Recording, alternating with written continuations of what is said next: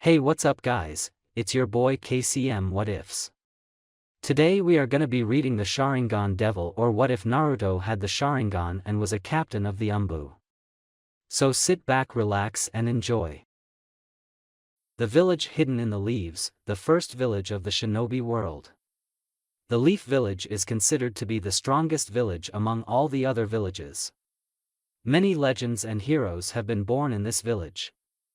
The Leaf Village was known for its compassion and teamwork and considered its citizens and shinobi as equal and made no discrimination.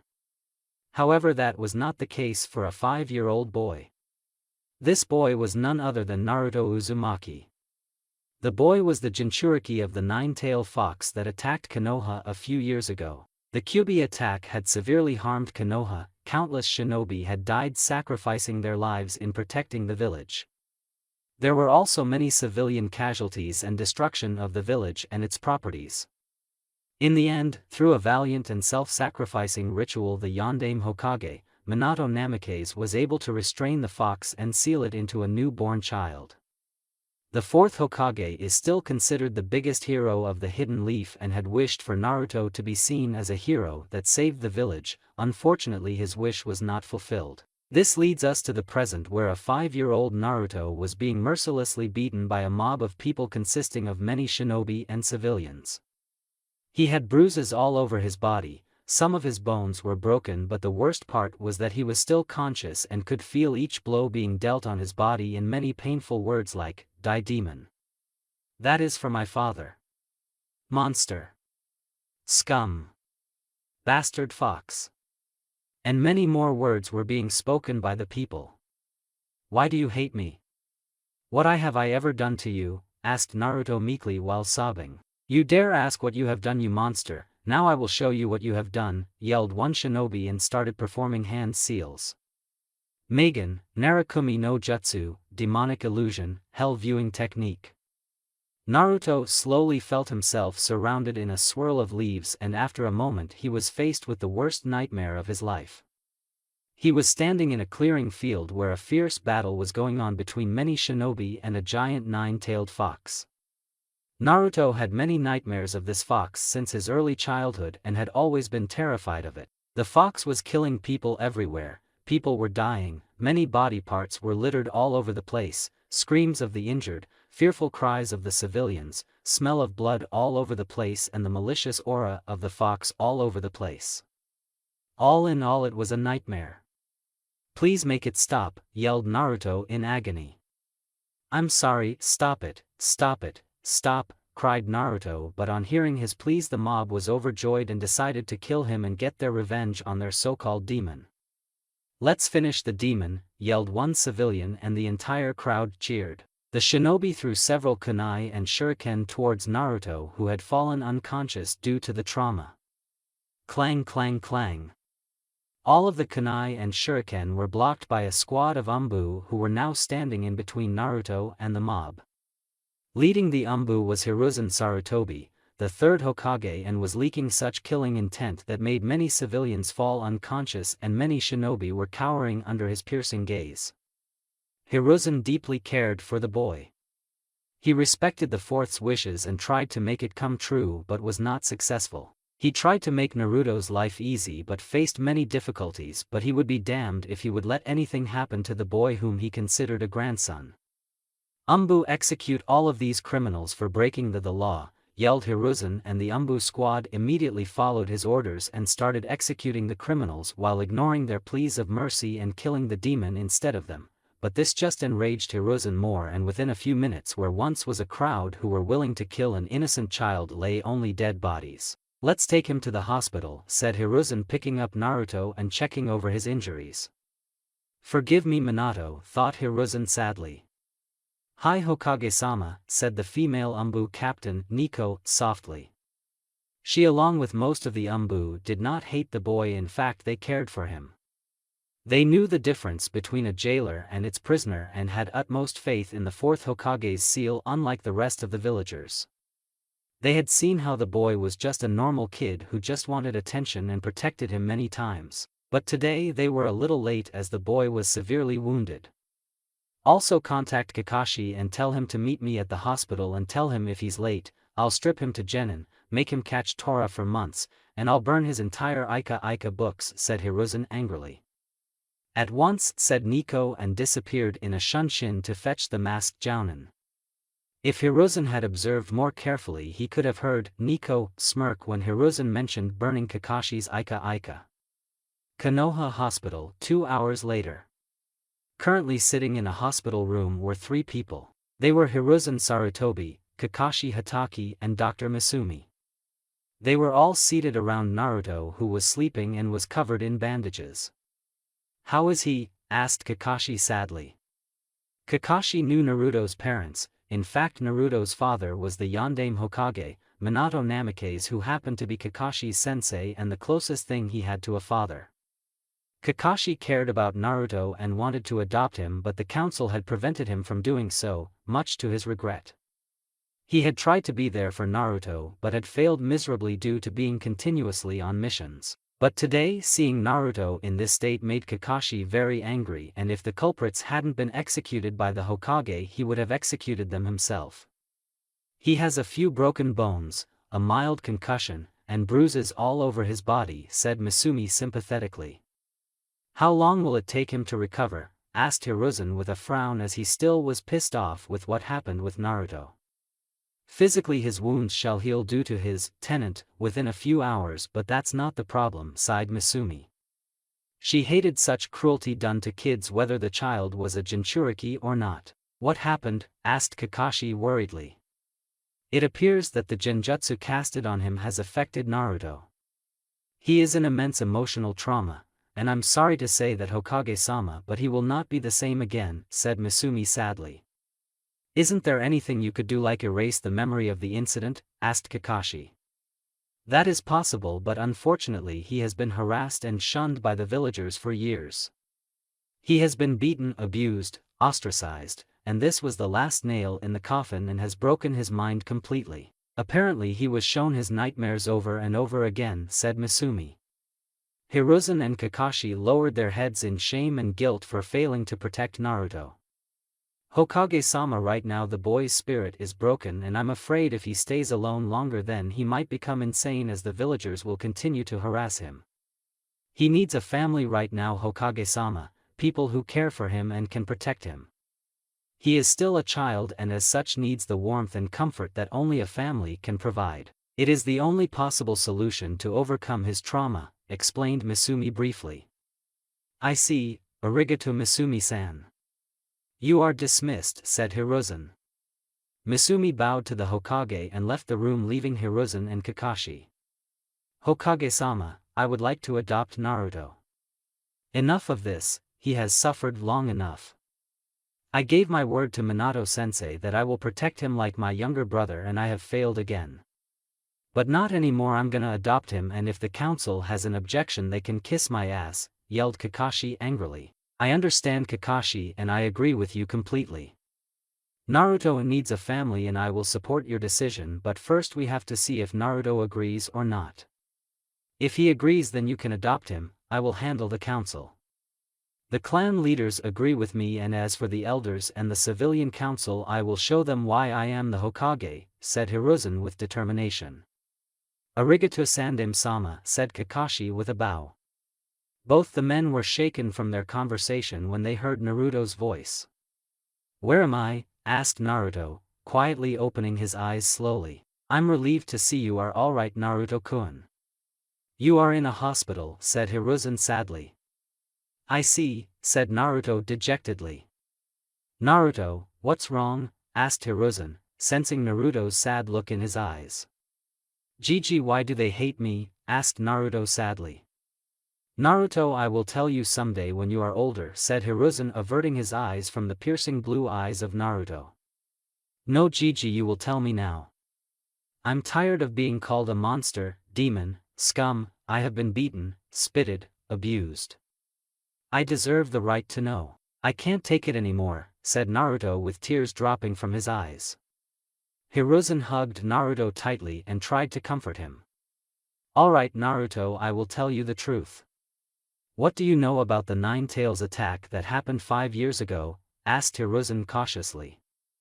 The Yondaime Hokage defeated him and killed the Nine Tails and saved the village, said Naruto with a little pride in his eyes. He considered Yondaime his hero and wanted to surpass him. Yes, he defeated the Kyuubi, but he could not kill it. The Kyuubi cannot be killed by a human being. Despite being powerful, the Yondaime was still a man, and so he could not kill the fox, so he had to do the only thing possible, said Hiruzen, but before he could continue Naruto interrupted him. He sealed it in me, didn't he? Said Naruto sadly, which shocked both Hiruzen and Kakashi, who were silently observing the talk from a corner in the room. How do you know that, Naruto? Asked Hiruzen, the shock evident in his eyes. It's not that hard, Gigi.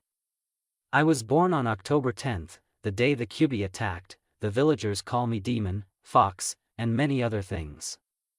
It also happens that I have a seal on my stomach which I saw once before, and the nightmares I have often about the Kyuubi attack on the village. And now that you clarified that the Yondaime couldn't kill it all makes sense. Why Gigi? Why me? Asked Naruto sadly, with a few tears dropping from his eyes. Both the men standing in the room were astonished by Naruto's accurate deduction. He is truly your son, sensei. I won't fail you anymore, thought Kakashi was impressed with Naruto's deduction and also not snapping immediately. It took a few moments for Hiruzen to get over his shock, and after a few moments got out of his daze. He then stared at Naruto and put a hand on his shoulder. Naruto, the Yondaime didn't want to do this to you, but he had no choice. So in order to protect the village he had to seal the Kyuubi in you. He wished that you be seen as a hero for protecting the village. That was his dying wish, but the villagers have not followed it, and for that I am sorry. And as for why he chose you, because he believed in you and trusted only you to protect the village, explained Hiruzen. The Yondaime believed in me? Asked a wide-eyed Naruto. The man whom he considered his hero believed in him and trusted him to protect the village. Yes, he believed in you, Naruto, and trusted you, said Hiruzen, kindly giving Naruto a smile. Gigi, can you tell me who my parents were? Asked Naruto with hope in his eyes. Naruto, I will tell you about your parents when you are older. Tell you what, if you decide to become a ninja and reach Chunin rank, I will tell you. Don't worry, even if you don't become a ninja, I will tell you. Their identity is a big secret. They truly loved you and cared for you, and if they were alive they would still be with you, said Hiruzen, but knew that Naruto would insist more and was just waiting for the reply. I understand, I trust you, Gigi, and I hope one day you will tell me. But still I wish I had a family, said Naruto, averting his eyes from Hiruzen. You have a family, Naruto, said Kakashi, placing a hand on Naruto's shoulders. Who are you? Asked Naruto and looked up at the teenager. He was tall and had an impressive height of 6 feet 1 inch. He was wearing the usual Konoha shinobi attire. His hitaite was wrapped around his forehead but slanted so the cloth covers his left eye. The lower half of his face is covered by a blue face mask. His silver hair and single black eye were the only distinguishable features available with his face so heavily covered. His chest was covered by his green jounin vest, which had many pockets for placing various things. His blue undershirt was shown as his shoulders, and arms are covered in the blue fabric from his shirt. The only break of the blue was the same red swirl presented proudly on his left shoulder. His hands were covered in fingerless black gloves with metal hand guards. His pants were a dark blue which were rolled up, allowing for his shins to be wrapped in tape and his feet to be covered with the common blue open-toed shoes. His leg was wrapped similarly with tape and his kunai pouch on his right leg. My name is Kakashi Hatake and I would like to adopt you, Naruto, said Kakashi with an eye smile. Why would you do that? Asked Naruto suspiciously. Naruto, I won't lie to you. I knew your parents, they were like family to me. I wanted to adopt you and raise you from the start. You are the only family I've got, but the council was preventing me. But Sandaime-sama has now made it possible for me to adopt you. I know I have not been there for you, but I would like to amend my mistake. You may disapprove if you do not want me to adopt you. I will understand, said Kakashi solemnly. Will you never abandon me? Do you truly care for me or just pity me, or just want to adopt me just because you knew my parents? Asked Naruto pleadingly. Naruto, I do not pity you and I truly care for you. You are like a little brother I never had, said Kakashi sadly. Arigato, Kakashi and I-san, said Naruto with a smile which Kakashi replicated with his own. Naruto, so do you accept? Asked Hiruzen, hoping Naruto would accept the offer. Hi, said Naruto with a small smile. Naruto, would you like to retain your Uzumaki name or accept Kakashi's family name? Either is fine by us. You can still retain the name when you are older if you like, said Hiruzen with a smile while Kakashi gave him a nod. I would like to keep Kakashi and I-san's name, said Naruto with a smile which pleased Kakashi even more. Minato-sensei, Obito, Rin, I finally have a family. I won't let you down, thought Kakashi. Gigi, I want to become a ninja and protect the village, said Naruto. Hiruzen and Kakashi both smiled and nodded. Naruto, you will be moving to Kakashi's house and soon you will be entering the ninja academy. Kakashi will teach you Naruto, but tell me, what is your dream, Naruto? Asked Hiruzen.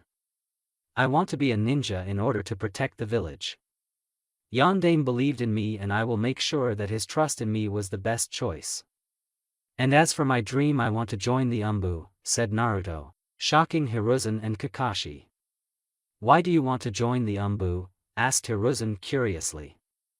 I want to protect the village. The ANBU are the elite of the village, also the people respect the ANBU the most after the Hokage. They never showed any discrimination towards me and they're kind of cool. I want to be like them, said Naruto with determination. Alright Naruto, but you will have to work very hard to be an ANBU. I was an ANBU once and I know they are the toughest, so you will have to work and train harder, said Kakashi strictly. I won't let you down, Ni-san, said Naruto with a grin. Good, said Hiruzen, happy to see that Naruto was slowly getting out of his trauma by having a family. Gigi, Ni-san, there is a problem, said Naruto carefully. What is it? Asked Kakashi curiously. I know that the villagers hate me and it will take some time to prove it to them that I am not the Kyuubi, but some people may attack me again and I'm not strong enough to defend myself against ninja, said Naruto firmly. Hiruzen frowned on hearing the truth in Naruto's words. Of course, after today's incident the attacks would decrease, but one cannot be sure as there were many people who hated Naruto. I have a solution, said Kakashi and took out a black face mask from his vest and tossed it to Naruto. Naruto immediately caught it and the smile he had on his face could light up someone's day. It also pained Hiruzen and Kakashi to see that this was the first gift the boy had received and was happy. Thanks Ni-san, said Naruto and put on his face mask. Naruto, from now on you are Naruto Hatake. Become a good man and a strong and proud shinobi of the leaf, said Hiruzen and patted the boy on the back. Hi, said Naruto happily. Time skip, 6 months. It had been 6 months since Naruto was adopted by Kakashi. These 6 months were an entirely new experience for Naruto. He found out that Kakashi was a very calm, collected guy but was also lazy and liked to read Ika books, a porn book. Naruto did not hate the book but was also not fond of reading it every time like Kakashi. He was also not lazy like Kakashi and always wanted to train. He knew that Kakashi had lost his teammates who were his closest friends and used many means to hide his pain, reading porn was one of them. Naruto's life had also been turned upside down. No longer was he a hot-headed guy who screamed for attention. It had taken a lot of time and effort from Kakashi in a lot of reading books based on human psychology for Naruto to understand that a person should assess the situation, be in control of his emotions and not get agitated soon, if he wants to be a true shinobi. Kakashi had started training Naruto. He had taught Naruto all about chakra and had taught him to fight with shuriken and kunai. Naruto had also learned the basic chakra controlling exercises like tree walking, water walking and leaf balancing. Though it was very tough for Naruto as he discovered that he had enormous chakra reserves as he was a Jinchuriki. Many villagers seemed to believe that Naruto was dead as they could not see his face as he always wore his mask. This was the only habit in which he followed Kakashi completely.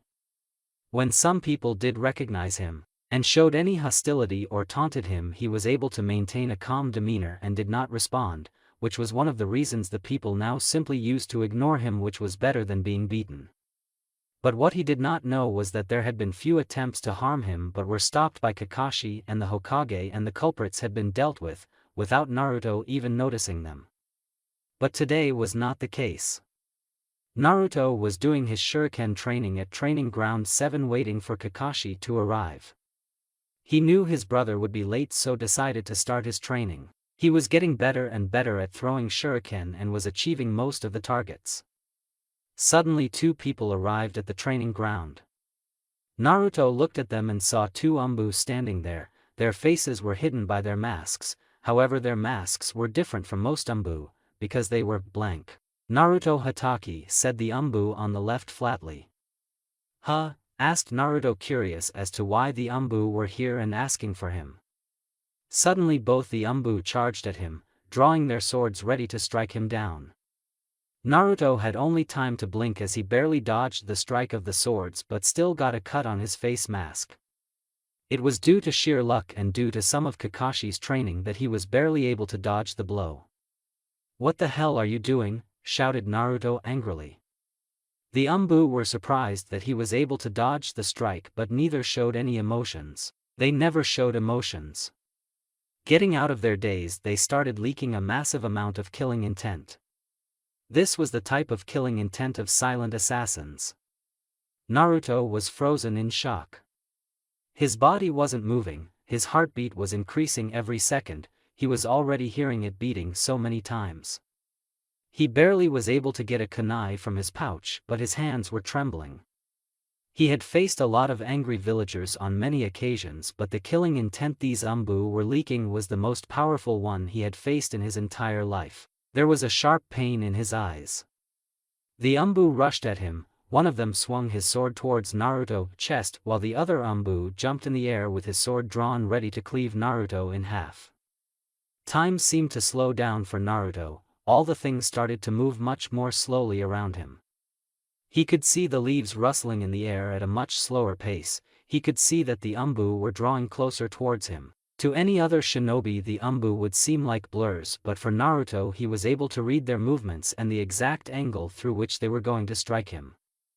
"I can't move. What is happening? I can't die here. I will not die," thought Naruto in fear. Acting purely on what his instincts were telling him, he backflipped a few meters away, but the ANBUs attacked him again. The one on the left tried to attack him with a diagonal slash from his sword, but before his attack could even connect, he felt something cold pierce his chest, but when he looked down all he could see was 2 red eyes with 2 tomatoes in it and a kunai buried deep in his heart.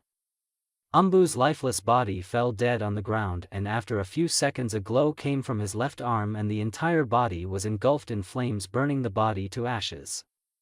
Meanwhile Naruto was frozen in his spot, his hands were shaking, he was looking at the blood stained on his hands and realized he had just killed a man. He didn't know what happened, he had just ducked before the blow hit him, and before he realized what was happening his kunai was lodged into ANBU's heart. He had seen the shock in the man's eyes hidden behind his mask, which were then replaced with emptiness before he fell on the ground, and was burned to a crisp. "I killed him, I am a murderer," thought Naruto sadly, and tears started to drop from his eyes. Meanwhile the remaining ANBU was shocked to see his partner killed by the boy and was just about to attack him, and was already charging towards him. Naruto was frozen in his spot, so it looked much easier. ANBU readied his sword to deliver the blow, but his entire body was electrocuted as something had pierced his chest. He looked down to see a hand sticking out of his chest which was covered in a ball of lightning. He only heard a single word before he fell lifeless on the ground. Raikiri. Kakashi was just returning after his visit to the memorial stone when he had felt the killing intent coming from the training ground where Naruto was. He immediately rushed towards the spot and was shocked to see Naruto pierce a kunai through an ANBU's chest. But before he could understand what was happening, he saw another ANBU charging towards Naruto, who was in shock due to his first kill. He quickly formed his Raikiri and disposed of the ANBU. He did not even wait to see the body burn as he immediately rushed towards Naruto. He immediately pulled Naruto in a hug and started patting his back. Naruto finally saw that Kakashi was here and started crying. After what seemed like a few minutes, Naruto's sobs stopped and he looked at Kakashi. "Nisan, I killed him, I am a murderer," said Naruto with regret in his voice. Meanwhile, Kakashi was shocked and he looked at Naruto's eyes. Naruto's sapphire blue eyes were now red with 2 black tomatoes in it. How in the hell does he have the Sharingan? Thought Kakashi did not believe what he was seeing. "It's okay, Naruto, you just defended yourself, now please tell me what happened," asked Kakashi softly. Naruto hesitantly nodded and told Kakashi about the entire incident. To say Kakashi was livid would be saying that Jiraiya was not a pervert. He was furious at Danzo. He knew that these ANBU belonged to Danzo. "I need to talk to Hokage-sama, but first I need to do something for Naruto," thought Kakashi tactically. "Naruto, let's go eat at Ichiraku's. You can talk to me there and also eat your ramen. I'll let you eat as much as you can today. But before that, stop sending chakra to your eyes," said Kakashi with a smile, hoping Naruto would not understand why he wanted to do it. "Hi," said Naruto, still in deep thought, and stopped channeling chakra in his eyes, which turned back to his sapphire blue eyes. "I guess eating ramen and talking with Nisan will help," thought Naruto dejectedly. Kakashi felt relieved that Naruto did not notice the change in his eyes yet. Ichiraku's. Kakashi watched Naruto eat ramen quietly while talking to Ayam, who understood that Naruto was disturbed and was cracking some jokes to ease his mood. Talking with Teuchi and Ayam and eating 10 bowls of ramen had improved Naruto's mood to some extent. Kakashi had explained to him that he was attacked and he did what he had to do in order to protect himself, and it was not his fault, and it was an accident. This seemed to ease Naruto a bit, but he still regretted that he had killed the man, but not as much as before. After he finished his meal, Kakashi paid for the meal, and when Naruto was about to leave he felt someone hug him from behind. He looked back to see Ayam was holding him and Teuchi had a kind smile on his face. "Naruto-chan, please be okay. I am always there for you," said Ayam with a kind smile which was filled with warmth. She then slightly pulled his mask down and gave him a soft kiss on his cheek. Naruto blushed. Ayam was beautiful and he loved her like his older sister, and she cared for him. Apart from Hiruzen and Kakashi, Teuchi and Ayam were the only ones who cared for him in the village and loved him. "Arigato, Ne-chan," said Naruto happily, and hugged Ayam back as a lone tear escaped from his eye. Meanwhile, Kakashi and Teuchi both had smiles on their faces on seeing the affection between the brother and sister. After a few moments, Naruto recomposed himself but still had a blush on his face as he touched his cheek where he could still feel Ayam's lipstick mark. "Ah, you two look so cute, it looked as if you were his girlfriend," teased Teuchi playfully. Naruto had a deep blush on his face while Ayam's cheeks went a little pink. "I wouldn't mind that, would you like, Naruto-kun?" Ayam whispered in Naruto's ears mischievously. This got different reactions from the men. Kakashi had a perverted smile on his face. Teuchi was just dumbfounded by his daughter's reply, but after a few moments chuckled, but the person who was embarrassed the most was Naruto, whose blush just got a lot deeper. "What?" asked Naruto dumbly after a few moments. "I'm hurt, you don't think I'm good for you," said Ayam and pouted. No, I didn't mean that, Ayam-chan, you are so beautiful, kind and caring " spoke Naruto quickly, but quickly covered his mouth on realizing what he had said. All the others laughed at his innocent answer while Ayam just got a light blush on her face. "Looks like you'll have to learn Ototo." "Here," said Kakashi happily, and tried to hand Naruto his Ika book, but before he could even blink, Ayam took the book from his hands and tore it to pieces and pointed a kunai just between Kakashi's legs. "My precious," yelled Kakashi in horror, as he saw his book getting destroyed. "Kakashi, if you ever try to corrupt my Naruto-chan with that smut, I'll castrate you," said Ayam threateningly and in such a voice that promised a lot of pain. "Hai," said Kakashi nervously when he felt a knife being pressed a little harder on his crotch. "Whoa, she's scary. Looks like I'll have to hide my book." "Aw man," whined Tucci in his mind. Never read Ika in front of women. Troublesome, thought Naruto with fear. Somewhere two Naras sneezed. Good, started with a smile. All three men faulted her sudden change in behavior. At one moment she threatens you and the next she is back to normal. Troublesome women, thought Naruto, Kakashi and Tucci at the same time. Somewhere two Naras sneezed again. Looks like some poor soul is tortured by some troublesome women, thought both at the same time. Before any further talk could take place, Kakashi simply dragged Naruto away from the ramen stand, hoping to save his balls. It had been a few minutes since they left the ramen stand. They were now standing in front of a playground. It was already evening and Kakashi had to report the incident to the Hokage. "Naruto, why don't you go and play with those kids?" "It'll be fun," said Kakashi, pointing towards four boys of Naruto's age who were playing. "Are you sure, Knight-san?"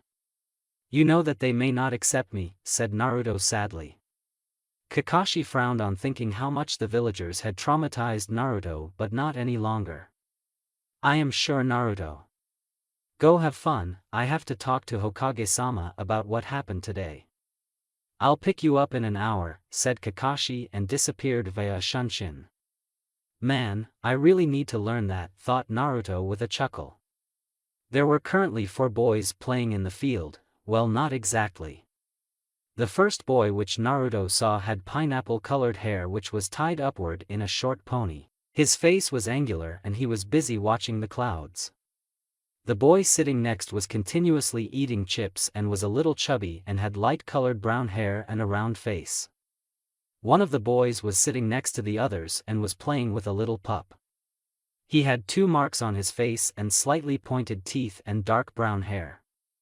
The last boy was sitting away from the others. He had black hair and his eyes were covered by sunglasses and he wore a light gray jacket. As Naruto approached the boys, a little hesitantly, after years of being rejected, he feared that even these kids would reject him like the kids from the orphanage. "Who are you?" asked the boy with the pup curiously. "I am Naruto Hatake, can I join you?" asked Naruto hesitantly. "Sure, I am Chuji Akimichi," said Chuji happily and offered some chips which Naruto accepted happily. "I'm Inuzuka Kiba and this is Akamaru," said Kiba, and Akamaru barked. "Nara Shikamaru," said Shikamaru curiously. "What's with the mask?" thought Shikamaru with a frown. "I'm happy to meet you all." "Hey you, can I know your name too?" asked Naruto loudly, to the boy with bugs. On hearing being called, he came towards the group and was surprised that they didn't back away from him when his bugs crawled in his shirt. "Aburame Shino," stated Shino stoically. "Naruto Hatake. It's nice to meet people from 4 different clans of Konoha," said Naruto sharply.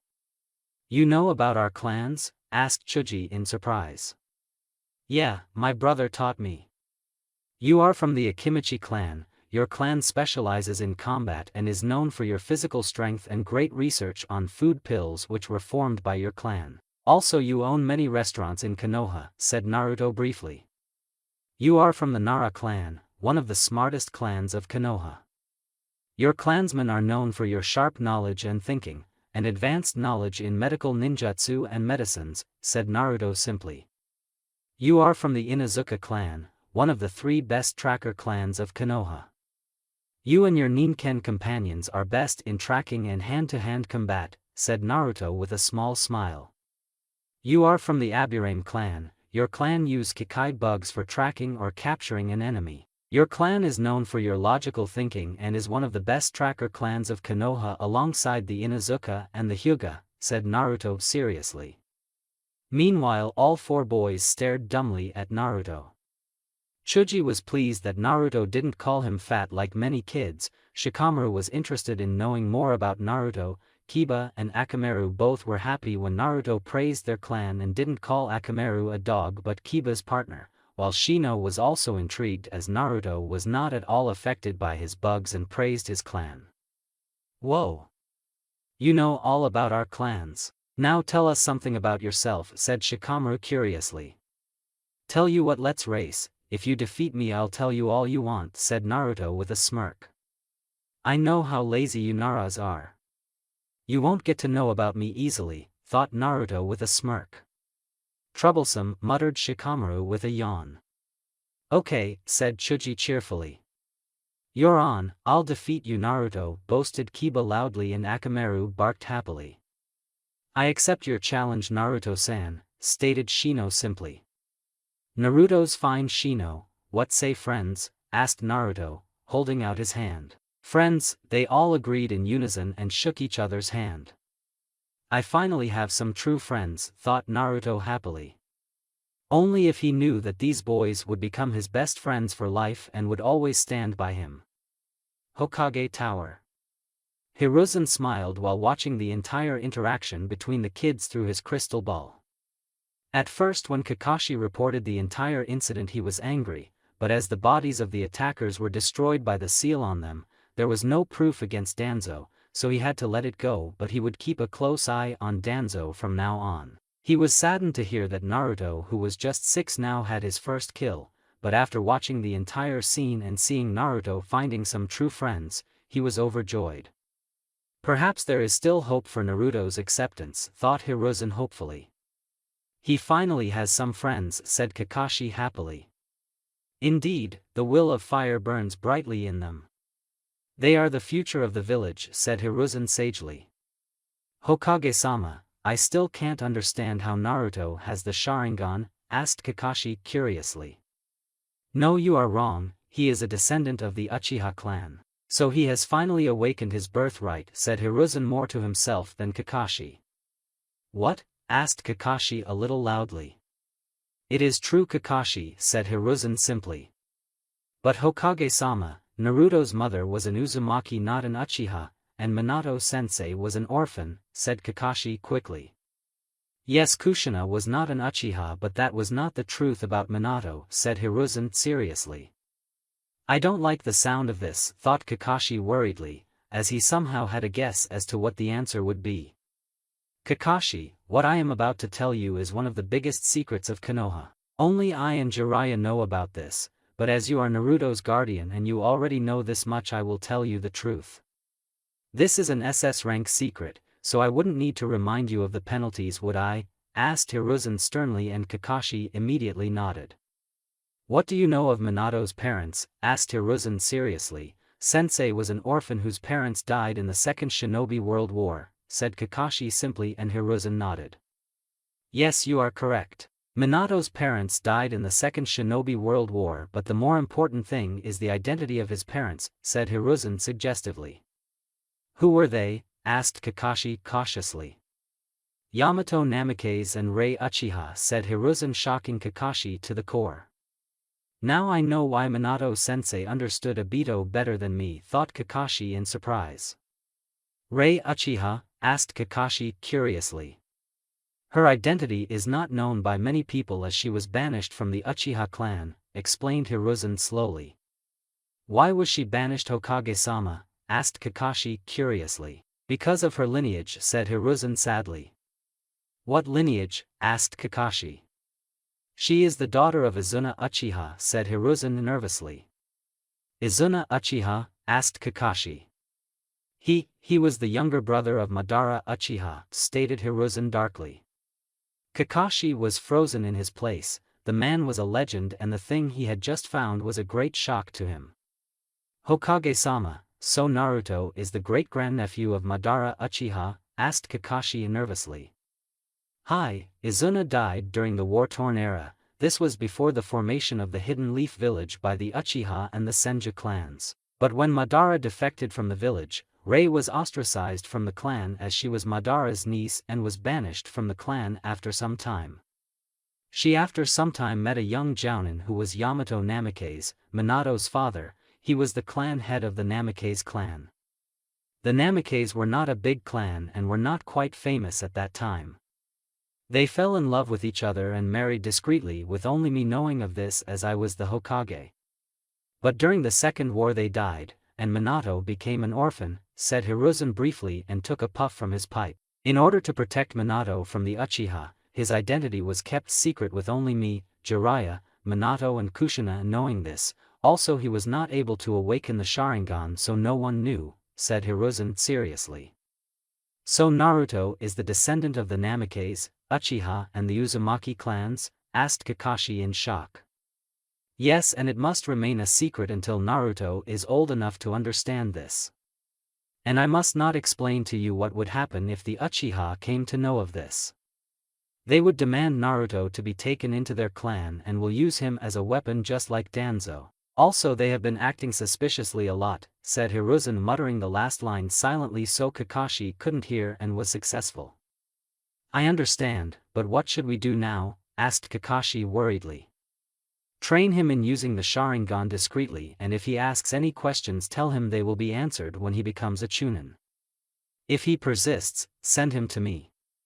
Kakashi, no one else should know of this. Naruto's Sharingan should not become public knowledge, as the council would then surely have another reason to turn him into a weapon, and this time Danzo won't stop. He already sent his operatives today to test Naruto's skill. I'll keep an eye on him, said Hiruzen tiredly. Understood, Hokage-sama. I will train him and he will be entering the academy next year with his friends. I want him to be with his true friends and have a normal childhood. But I will also try to not make him entirely dependent on the Sharingan, said Kakashi seriously. I'll have to inform Jiraiya, thought Hiruzen sharply. Agreed, you are dismissed, Kakashi, said Hiruzen, and Kakashi bowed and left the office. Hiruzen sighed. He was tired, and looking at the paperwork in front of him, he groaned. Man, I won't get to read my Aika, thought Hiruzen sadly. It had been a month since Naruto had awakened his Sharingan. A lot had changed in the village. The entire Uchiha clan was massacred by Itachi Uchiha. The village had still not recovered from the shock. There was only one survivor of the attack. He was Sasuke Uchiha. His mental condition was not looking good. Many things had changed since then. Due to the Uchiha's massacre, Hiruzen had issued a martial law and placed the village under strict security. He now took complete control over the village. He overruled the council with the help of the fire daimyo and gained complete control over the shinobi as well as civilian affairs of the village. The entire civilian council and the elders were furious and demanded him to give them back their power. But Hiruzen knew that he was the Hokage and he should be in command. The council were just advisors and should just advise, and not order him around. So with a few executions of some greedy counselors and imprisoning Hamura and Koharu, the problem was solved. The Shinobi Council supported his decision, and surprisingly Danzo did not raise any objections, and it troubled Hiruzen very much. Just what was Danzo up to? Ever since Danzo's personal bodyguards attacked Naruto, Hiruzen had reprimanded Danzo. He knew he could not take more stricter actions against Danzo as it may lead to revolt in the village. But in order to show Danzo his place, he had reduced Danzo's personal shinobi to some extent. Danzo objected to this and had said that he had no hand in this and those shinobi acted on their own, but Hiruzen had threatened him to be in line or suffer the same consequences as the elders. This seemed to shut him up, but Hiruzen knew better. Hiruzen knew that his actions may have increased his enemies, but it was past time he gained control over the village. The Uchiha clan's massacre opened his eyes, making him see how much he was swayed by others' influence. But what troubled him most was Naruto. Ever since he awakened the Sharingan, his demeanor started to change. He was now more reserved and only was his usual self to the people which he trusted. Kakashi and Hiruzen decided to give Naruto some time to cope up with his first kill, because even if he was to become a shinobi, he was a 6-year-old child who had taken a life. He could still remember the day when they told Naruto about the Sharingan. It was after a few days after the Uchiha massacre, and the questions Naruto had asked unnerved Hiruzen a bit because they were way beyond a person of Naruto's age could even understand, but surprisingly Naruto understood it perfectly. Flashback, few days ago. Naruto was right now standing in the Hokage's office. It had been a few days since his first kill. Kakashi had given him a break from his training and he spent most of the time with his friends. But something was bugging him and he decided to ask the Hokage about it. "What can I do for you, Naruto?" asked Hiruzen kindly. "Gigi, I wanted to ask you something," said Naruto politely. "Go ahead," said Hiruzen, but somehow he had an idea of what Naruto was going to ask. "Gigi, how was I able to evade that strike from the ANBU? I was no match for them. At one moment they were charging at me and I thought I was going to die. But then everything seemed to slow down, there was a pain in my eyes and then I could see ANBU's movements before he performed it." "I don't understand," said a confused Naruto. "Sigh, Naruto, what I am about to tell you is a secret, and you should not reveal it to anyone until very necessary. Do you understand?" asked Hiruzen sternly. "Hi," said Naruto sincerely. Hiruzen then took out a small mirror from one of his desk drawers and asked Naruto to come closer. "Naruto, I want you to channel chakra into your eyes," said Hiruzen seriously. Naruto did as told, and when he looked in the mirror he was shocked. Instead of his blue eyes they were now red with two black tomos surrounding it. "Gigi, is this the Sharingan that Nissan has?" asked a stunned Naruto. "Yes, Naruto, it is the Sharingan," said Hiruzen truthfully. "So I am an Uchiha," said Naruto dejectedly, as the entire clan had been massacred, and now he could not find any more family. He did not like the Uchiha much, but still they were family. "Not exactly, yes, you are an Uchiha, but there are some other things about your parents which I would like to tell you when you are older." "You alright, Naruto?" asked a concerned Hiruzen. "Yeah, a bit," said Naruto silently. "Are you angry at me for not telling you this?" asked Hiruzen gently. "No, the Uchiha did not like me much, so I guess we are even, and I understand you had good reasons," said Naruto quietly. "Naruto, don't you feel sorry for them as they were somehow your family?" asked Hiruzen curiously. "A bit, but they were so cold towards me, so I don't know what to feel. I am sad that they were killed, but I didn't know any of them, so I don't know what to feel," said Naruto tiredly. "Alright, I understand. Naruto, I will tell you about your parents when you are older." "Is that alright?" asked Hiruzen kindly. "I think so. I have a lot of things going in my life, and I don't think I can handle another new revelation right now, even though I want to know about them. Now is not the time," explained Naruto briefly.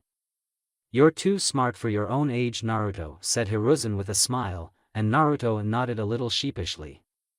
"Gigi, were my parents bad people?" asked Naruto, suddenly catching Hiruzen off guard. "No, Naruto, they were one of the best people I have ever met. They loved you with all their heart. They were proud shinobi of the leaf who gave their lives to protect the village," said Hiruzen honestly. "Gigi, what is the meaning of the village? What is a true shinobi?" asked Naruto, as he wanted to know why his parents died for the village, and left him alone in this cruel world. Hiruzen was shocked on hearing Naruto's question. He remembered the first and the second Hokage's advice to him regarding the Sharingan, and knew that his answer would be very important in deciding Naruto's thinking and his future. He had failed in teaching Orochimaru, and he had fallen into darkness, and he won't let that mistake happen again. A village is a place where people come together. It is a place where people put aside all their past differences and end the chaos. It is a place where the children and the old are protected, the young prosper. It is a place where people can spend their life in peace," said Hiruzen carefully. "What is the duty of a shinobi? Being a shinobi meant leaving your child in a cruel world alone.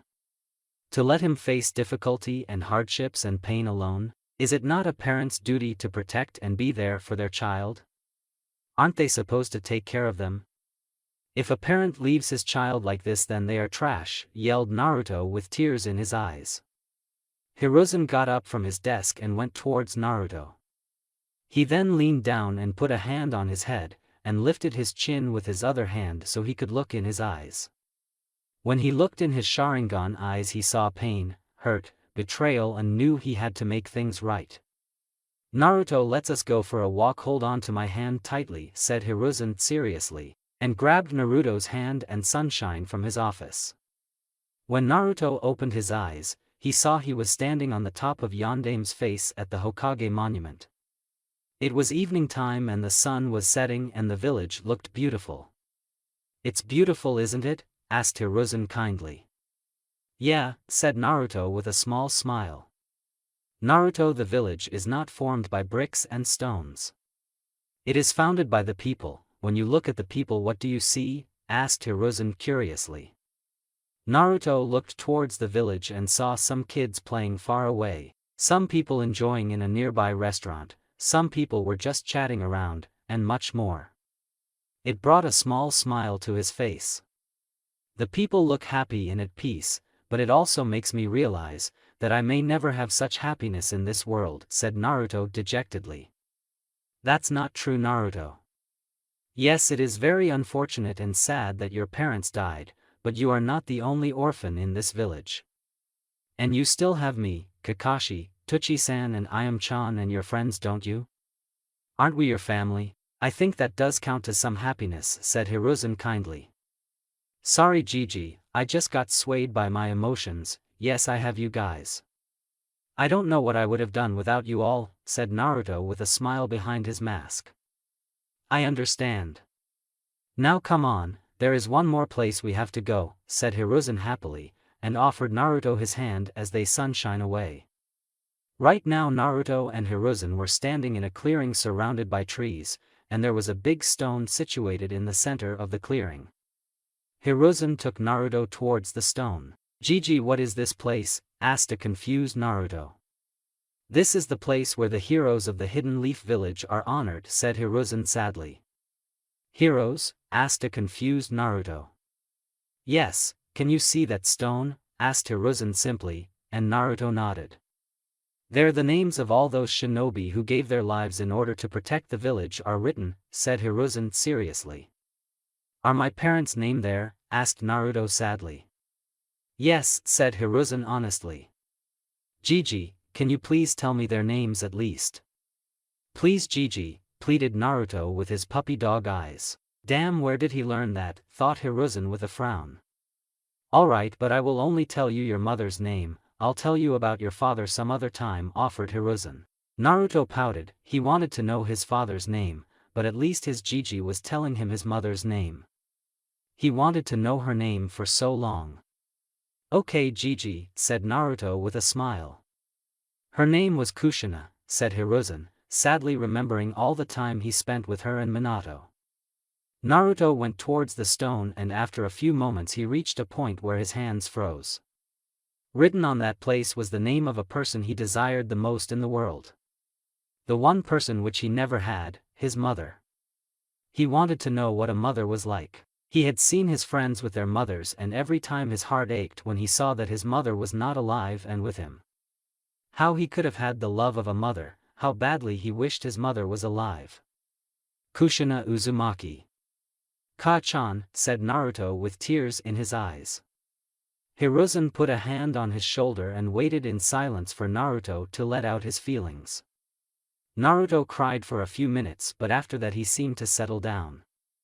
"Naruto, inside every shinobi of the Leaf Village burns the will of fire," said Hiruzen kindly. "Will of fire?" asked Naruto quietly. "It's the unbreakable bond that every shinobi in the village has with each other. It gives us the strength to protect our village.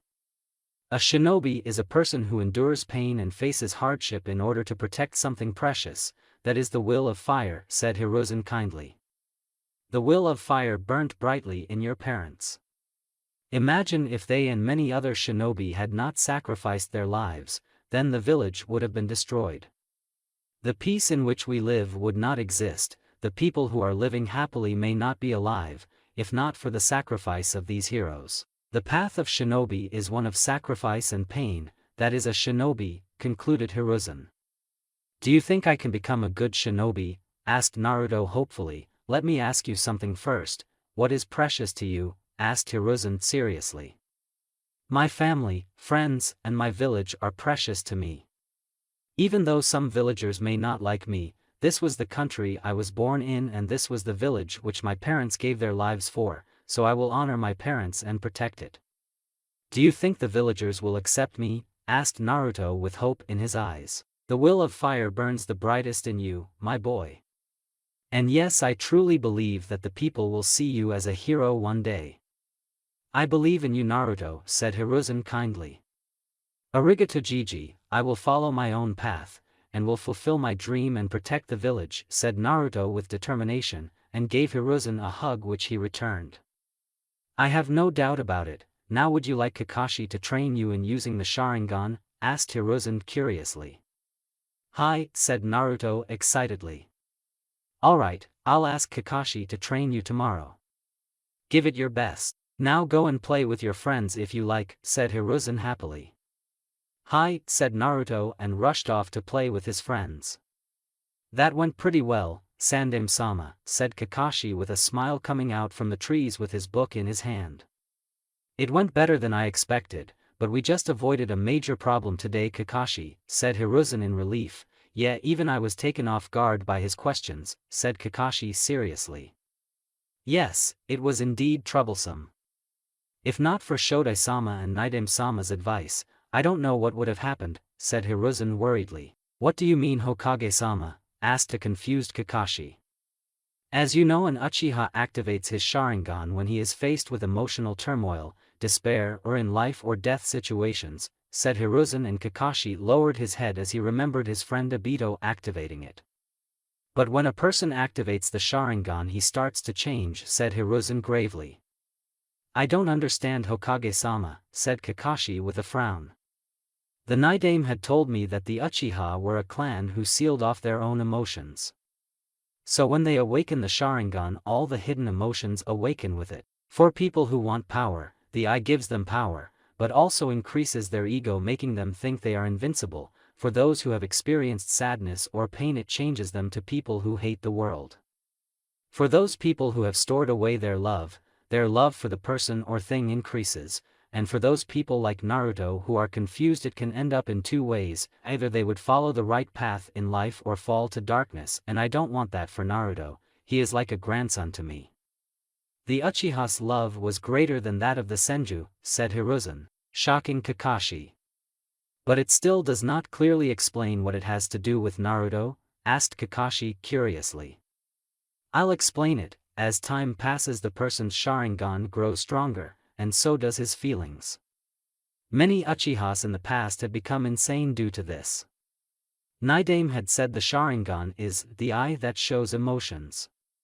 When I looked into Naruto's eyes today, I saw sadness, pain, and betrayal in them. If these feelings would have grown, can you imagine what would have happened? Said Hiruzen gravely. He would have hated the village and many people for his fate. And his Sharingan combined with Kyuubi sealed in him could have made him a new Madara, said Kakashi in shock, realizing what could have happened. Indeed, Hashirama-sama had told me that it was the insane love of Madara for his younger brother that made him mad. So he had told me to treat them with love, but I failed once again, but I won't let it happen with Naruto. I had tried to talk to Sasuke sometimes, but the trauma he has suffered is intense, and he refused to talk. But I hope with time he will recover from it, said Hiruzen hopefully. Kakashi nodded, understanding what the Sandame meant, as he could not stop the Uchiha's demise and was blaming himself. I'll have to be careful with Naruto. But I will train him to be a better shinobi, and a good man, thought Kakashi with determination. The next day, Naruto and Kakashi were standing in the Forest of Death, aka Training Ground 44.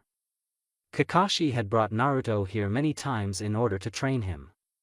He had chosen this place in order to train Naruto in using the Sharingan, as almost nobody came to this place, so they wouldn't notice Naruto using the Sharingan. Today the training was going to be different. First of all, Kakashi was not reading his book, and was looking serious, while Naruto was also ready to begin his training. After talking with the Hokage, his resolve was strengthened and his goal became more clear to him.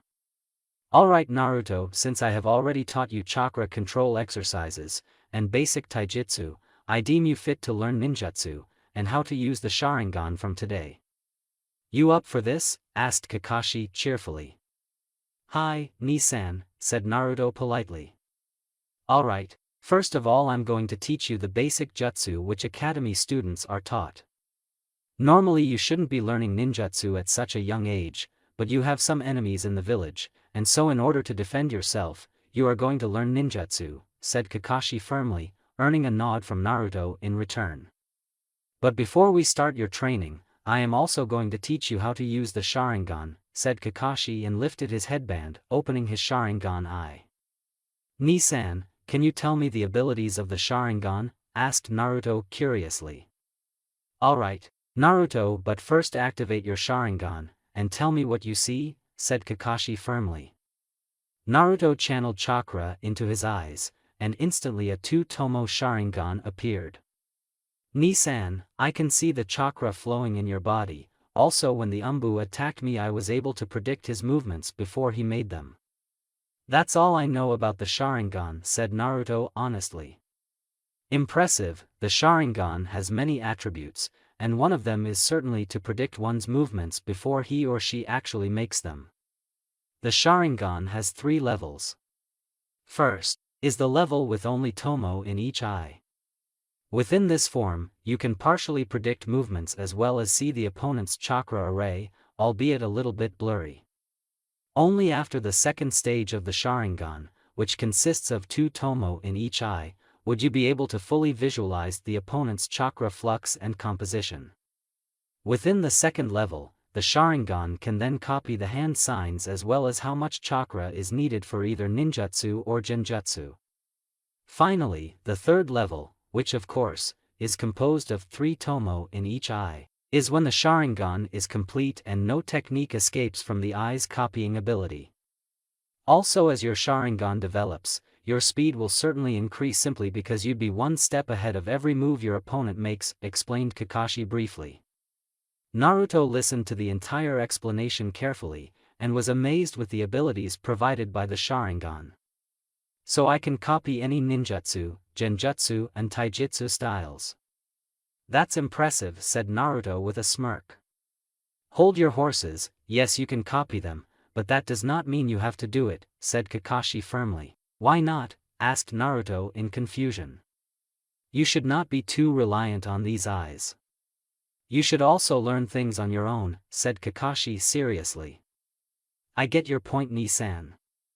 But you told me once we are shinobi, nothing in our line is fair. My opponent will not hesitate to hold anything in a fight with me, and neither do I. And shinobi should use all the tools they have in order to achieve victory. The Sharingan is a tool, and I will use it, but I will also work hard and learn on my own too, said Naruto with determination. Kakashi was left speechless. His little brother had just outsmarted him, and his answer was logical too. Naruto will need all the power. Alright, I get your point. Now before learning any ninjutsu, you must understand that it is divided into 3 parts, instructed Kakashi seriously. What are they? Asked Naruto curiously. First is to perform hand seals, the next is to gather and mold chakra, and the last step is to combine both the first 2 steps, and execute the technique perfectly. It requires utmost concentration, said Kakashi seriously, and Naruto nodded in return signifying he got the point. Now the technique, which I am going to teach you is the most basic technique, which almost every shinobi uses. It is called Kawarimi no Jutsu, said Kakashi briefly. What does this technique do? Asked Naruto curiously. With this technique, users replace their own body with some other object, generally with a block of wood, the moment an attack lands. This creates an optical illusion, making the enemy think the attack was successful. From this, the user can use the lapse in the enemy's attention to attack or flee from the battlefield, said Kakashi and did the hand seals, and replaced himself with a nearby log of wood. He could have done that technique without hand seals, but he wanted Naruto to learn it. Meanwhile Naruto had watched the entire process with his Sharingan. He had watched Kakashi perform the hand seals quickly. To any other person it may have seemed like a blur, but his Sharingan allowed it to see them. He also saw the chakra required to perform it. That is very useful technique, Ni-san, said an impressed Naruto. Indeed it is, but before you perform the jutsu first you must perform the hand seals as quick as me, said Kakashi seriously. Why do I need to perform hand seals quickly? Asked Naruto in confusion. Because in a fight your enemy won't allow you to perform your jutsu. So you need to be quick in performing the jutsu, and with its hand seals, explained Kakashi simply. Hee, sorry Ni-san, said Naruto sheepishly, and rubbed the back of his head. That means you're not as smart as you look, teased Kakashi playfully. Huh, did you say something? Asked Naruto with a smirk. Kakashi had a look of horror on his face. Never in his entire life he had been outsmarted verbally, and now his little brother had used his own trick against him. If Guy finds out about this then he'll never let me live with it, thought Kakashi fearfully, and paled on even thinking about it. Meanwhile Naruto was laughing loudly, as he had just tricked his big brother. Ha, got you Ni-san, thought Naruto with a smirk.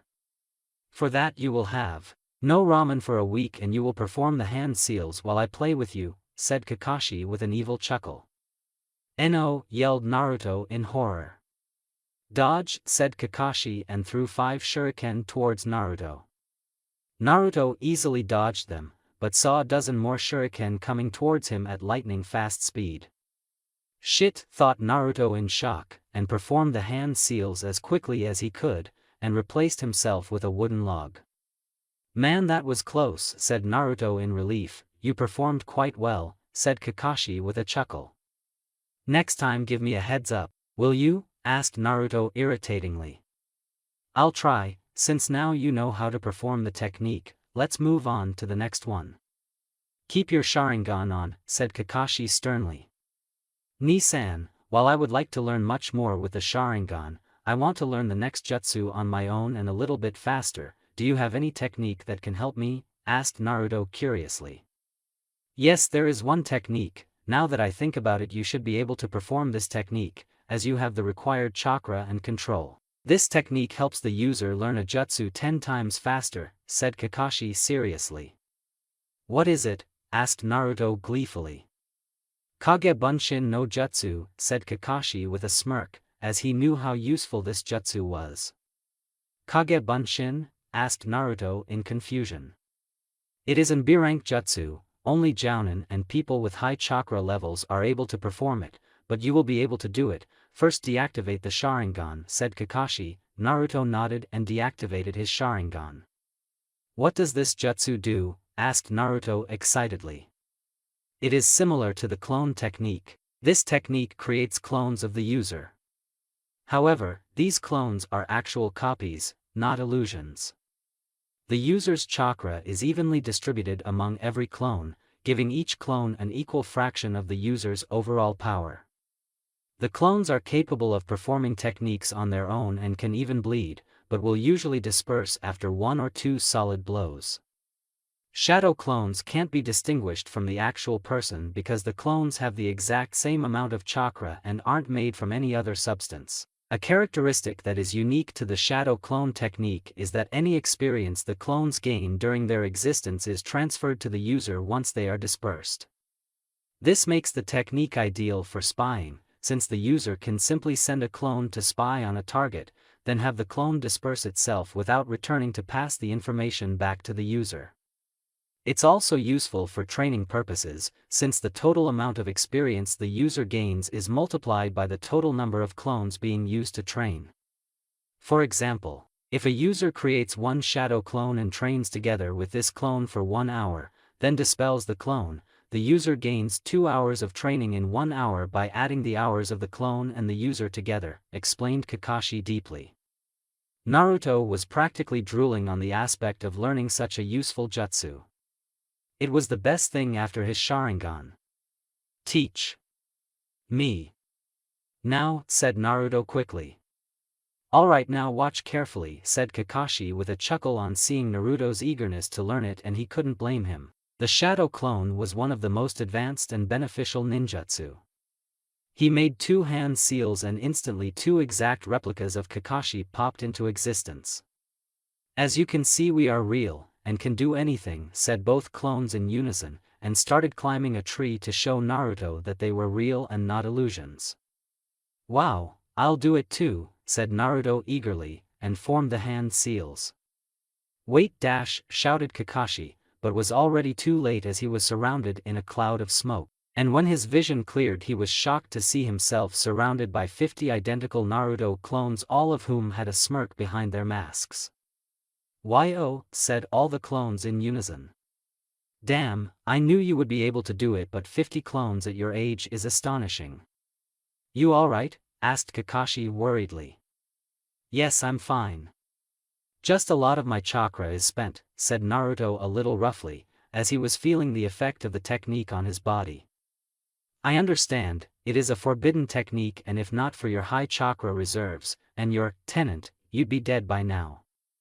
Naruto, you should always be careful while learning this technique," said Kakashi sternly, making sure Naruto understood his reasons. "You worry too much, Ni-san, but I'll be careful," said Naruto with a smile. "Good, that's what I'll always expect from you," said Kakashi happily. "Ni-san, what should I do with these clones?" asked Naruto curiously. Kakashi thought for a moment. Meanwhile, all the clones were chatting among themselves, wondering what they were supposed to do. "I think it's time to find out about his elemental affinity. Maybe teach him a jutsu or two according to his element," thought Kakashi tactically, and took out a piece of paper. "What is this, Ni-san?" asked Naruto curiously, taking the paper from Kakashi. "This is a chakra paper. But before I tell you any further, tell me, what are the 5 basic types of elements, and its applications for ninjutsu?" asked Kakashi sharply, hoping Naruto would give the correct answers, after all the training and books which he had made Naruto read. "There are 5 basic types into which the nature of chakra can be transformed, called the 5 elements nature transformation, Godai Saishitsu Henka. These 5 types are also called elements and are not only the origin of the names of the 5 great shinobi countries, but also the foundation of all elemental ninjutsu. The 5 basic natures are all connected to each other in a circle, each being weaker than one and stronger than the other. They are fire, water, wind, earth and lightning," explained Naruto briefly. "Accurate as always, I trained you well," said Kakashi proudly, and Naruto nodded humbly. Every person has chakra that has an affinity towards one of these types, a characteristic that seems to be genetic, since whole clans sometimes share the same affinity. Most members of the Uzumaki clan, for example, had an affinity towards the water nature. They were one of the most skilled water users in the world, whose skills surpassed even the Nidaime Hokage, who was said to be the most powerful water user of his time. "He could convert the moisture in the surrounding environment and create water," said Kakashi briefly. "That's excellent, but what would happen if a person does not have the affinity for an element?" asked Naruto curiously. "Usually it would be extremely difficult for a person to master the ninjutsu of that element, as it is not his type, and also it would require a lot of chakra. But it is not impossible. A person could still learn a technique of the element which he does not have, but it won't be very effective," explained Kakashi. "So how can I find out my element?" asked Naruto eagerly. "The paper which you have in your hand is a chakra paper, pieces of paper made from a special type of tree, that are grown and fed with chakra, that are used to react to even the slightest hint of chakra in any of a number of ways, depending on the nature latent in the chakra. If your affinity is fire, it will burn; if your affinity is water, it gets wet/damp; if your affinity is earth, it will crumble; if your affinity is wind, it will be sliced; and if your affinity is lightning, it will wrinkle. Now channel your chakra into the paper, let's see what you got," explained Kakashi seriously. Naruto then channeled chakra into the paper, and the results were quite astonishing. At first the paper got damp, then it got sliced in half, but before it could reach the ground, one half of it was burnt to ash while the other half wrinkled. Kakashi's eyes widened on seeing the results. He had expected Naruto to have 2 affinities at the most, but he had 4 natural affinities. "That's impossible," thought Kakashi dumbly. "Interesting," smirked Naruto proudly. "Ni-san, how do I have 4 affinities?" asked Naruto curiously, bringing Kakashi out of his daze. "I think it's because of who you are, Naruto, that you have these affinities," said Kakashi honestly. "What do you mean?" asked Naruto confusedly. "It seems that your water affinity is the strongest out of all your affinities, with wind rivaling it. Your paper got damp first, so you have a strong water affinity, also you have a strong affinity for fire and lightning. The reason I think for you having these affinities is because of your clan. You belong to the Uzumaki clan, who were the strongest water users in the world, so you got water as your strongest affinity. As for your fire affinity, the Uchiha clan's primary affinity was fire, so you gained that affinity as well. Your father had lightning affinity like me, so you inherited that from him, and as for your wind affinity, I think it is your own, said Kakashi suggestively. Okay, Ni-san, but what was To-san like? Asked Naruto curiously. Your father was one of the most talented and strongest shinobi of the world. He was also a very smart and kind man who cared for his friends and village, explained Kakashi, also not giving any vital points about Minato's abilities. Thank you for telling me, Ni-san, but will I be able to perform any earth techniques? Asked Naruto hopefully. They won't be very efficient, but with hard work you could at least be able to perform it as an average jutsu, said Kakashi honestly, and Naruto nodded, satisfied with the answer he got. Alright, now as you have water as your strongest affinity, I am going to teach you a water jutsu. It is called Mizu Bunshin no Jutsu. It is similar to the shadow clone technique, except it creates clones out of water that have 1/10 of the original person's power. Like other solid clone techniques, the clones can be used to perform tasks the user is unable or unwilling to do for themselves. The range of the clone is limited, however, as it cannot travel very far from the original body without losing control. Like other clone techniques, if the water clones are injured enough, they will revert back to normal water. Now normally this technique requires a source of water, but you will be able to perform it, explained Kakashi and showed Naruto the hand seal. Naruto formed the tiger seal, and in a moment 3 identical water clones were formed. It seems I was right. You are able to convert the moisture in the air to water like Naidame-sama, though you are not at all as great as he is with water manipulation, but with a few years of training you will be. You are indeed a true Uzumaki, said Kakashi proudly, and Naruto bowed in return, showing his appreciation to his brother. Ni-san, what rank was that jutsu? Asked Naruto curiously. It was a C-rank jutsu. It is indeed impressive that you are able to do them, but don't ever get arrogant about your powers, Naruto. It has led to the downfall of many shinobi, said Kakashi strictly, and Naruto gave him an honest yes in return. I won't, Ni-san. What affinity do you have, Ni-san? Asked Naruto excitedly. My primary affinity is lightning, but I also have water as my sub-element, and I know a few fire and earth jutsu. Though I only know 4 wind jutsu, explained Kakashi briefly. That's impressive, Ni-san, can you teach me any more jutsu? Asked Naruto hopefully. The prospect of learning new jutsu was quite interesting.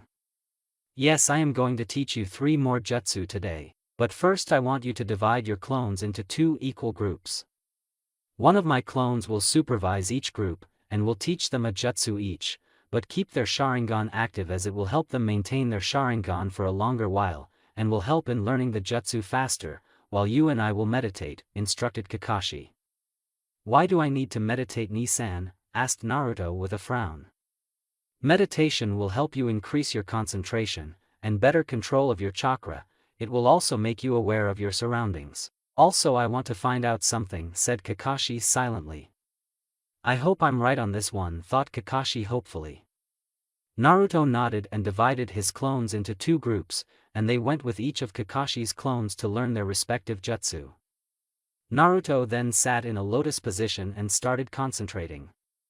At first nothing happened, but after a few minutes of utmost concentration, he could slowly hear the sounds of faraway creatures of the forest, the flow of river, and most surprisingly he could feel Kakashi's chakra signature. Ni-san, why am I sensing your chakra signature? Said Naruto in confusion. As I expected, thought Kakashi with a smirk. You can sense my chakra because you are a sensor, said Kakashi proudly. A sensor? Questioned Naruto. Let me explain, many in the Uzumaki clan were skilled sensors, so I had some expectations, as you could also be one. A sensor, Kanchi Taipu, is a ninja that is capable of detecting the presence of other people through their chakra. A skilled sensor can detect their targets from a great distance. as well as differentiate the characters by their chakra signature alone. They are even able to tell when other sensors are using their abilities, explained Kakashi briefly. So can you teach me how to use my sensing ability too? Asked Naruto happily. Sure, I can give you some pointers, as I can detect chakra signatures and have a good sense of smell, said Kakashi truthfully, and started teaching Naruto. Meanwhile, with Shadow Clones Group 1. In a clearing were standing 25 Naruto clones facing one of Kakashi's clones. There were training dummies in the field and the clones were waiting to be trained in a new jutsu. So what is this jutsu? Asked one clone of Naruto loudly. It is called Katan, Gokakyu no Jutsu, Fire Style, Fireball Jutsu. It is one of the prized jutsu of the Uchiha clan, and is a C-rank offensive ninjutsu. In this technique, chakra needed inside the body is converted into fire, and expelled from the mouth either as a massive orb of roaring flame or as a continuous flamethrower. The scope of the attack is altered by controlling the volume of chakra that is mustered. The released flames will engulf their target, and leave a crater on the ground surface, explained Kakashi's clone briefly. So how do we do it? Asked another Naruto clone quickly. Now, I'm going to perform the jutsu, and you will watch it with your Sharingan, instructed Kakashi's clone and performed the hand seals. Katan, Gokakyu no Jutsu, Fire Style, Fireball Jutsu. A large fireball was released from the clown's mouth, which rushed speedily towards one of the training dummies, burning everything in its path, and with a loud bang crashed with the training dummy and burnt it to a crisp. The clones were fascinated with the jutsu, and copied it down and started performing the jutsu. Meanwhile, with Shadow Clones Group 2. The jutsu which you are going to learn is called Suiton, Mizurappa, Water Style, Violent Water Wave, explained Kakashi's clone simply. What does it do? Asked one Naruto clone in confusion. In this technique, water gushes out from the mouth like a waterfall and washes away the enemy. One can freely control the power of this technique with the amount of chakra one releases. Having many variations, this is a basic water release technique and is a C-rank offensive ninjutsu, explained the Kakashi clone. He then performed the dragon, tiger and hare hand seals and spitted a small stream of water towards a nearby tree. The small wave crashed violently with the tree and created a small crater on the tree's body. Alright, now you have copied the jutsu and started practicing it, instructed the Kakashi clone. HAI, yelled all Naruto clones in unison and started practicing. Few hours later. It had been a gruesome training day for Naruto. He was now completely exhausted, as he received the memory of his shadow clones and the fatigue too. He had also learned some sensing ability from Kakashi, during these hours of meditation. Kakashi was proud of Naruto for learning so fast, and with his stamina, and decided to check the results of the 2 jutsu he learned. Naruto, do you think you can perform the jutsu the clones learned? Questioned Kakashi seriously. Yeah, I can do that, said Naruto panting heavily. He is exhausted but still is not willing to give up, thought Kakashi proudly. Naruto then performed the hand seals and performed the jutsu he had learned. Suiton, Mizurappa, Water Style, Violent Water Wave. A large wave of water rushed out of Naruto's mouth, and flooded the entire clearing, and crashed against everything nearby violently with a loud bang. He is a skilled water user, he has the potential to surpass Naidame-sama someday, thought an astonished Kakashi after seeing the power of Naruto's jutsu. Indeed, he had the help of the Sharingan and the Shadow Clones, but to master a C-rank jutsu in a few hours at Naruto's age was a big feat. Without waiting for any comment from Kakashi, Naruto performed another set of hand seals, gathered chakra and executed his next technique. Katan, Gokakyu no Jutsu, Fire Style, Fireball Jutsu.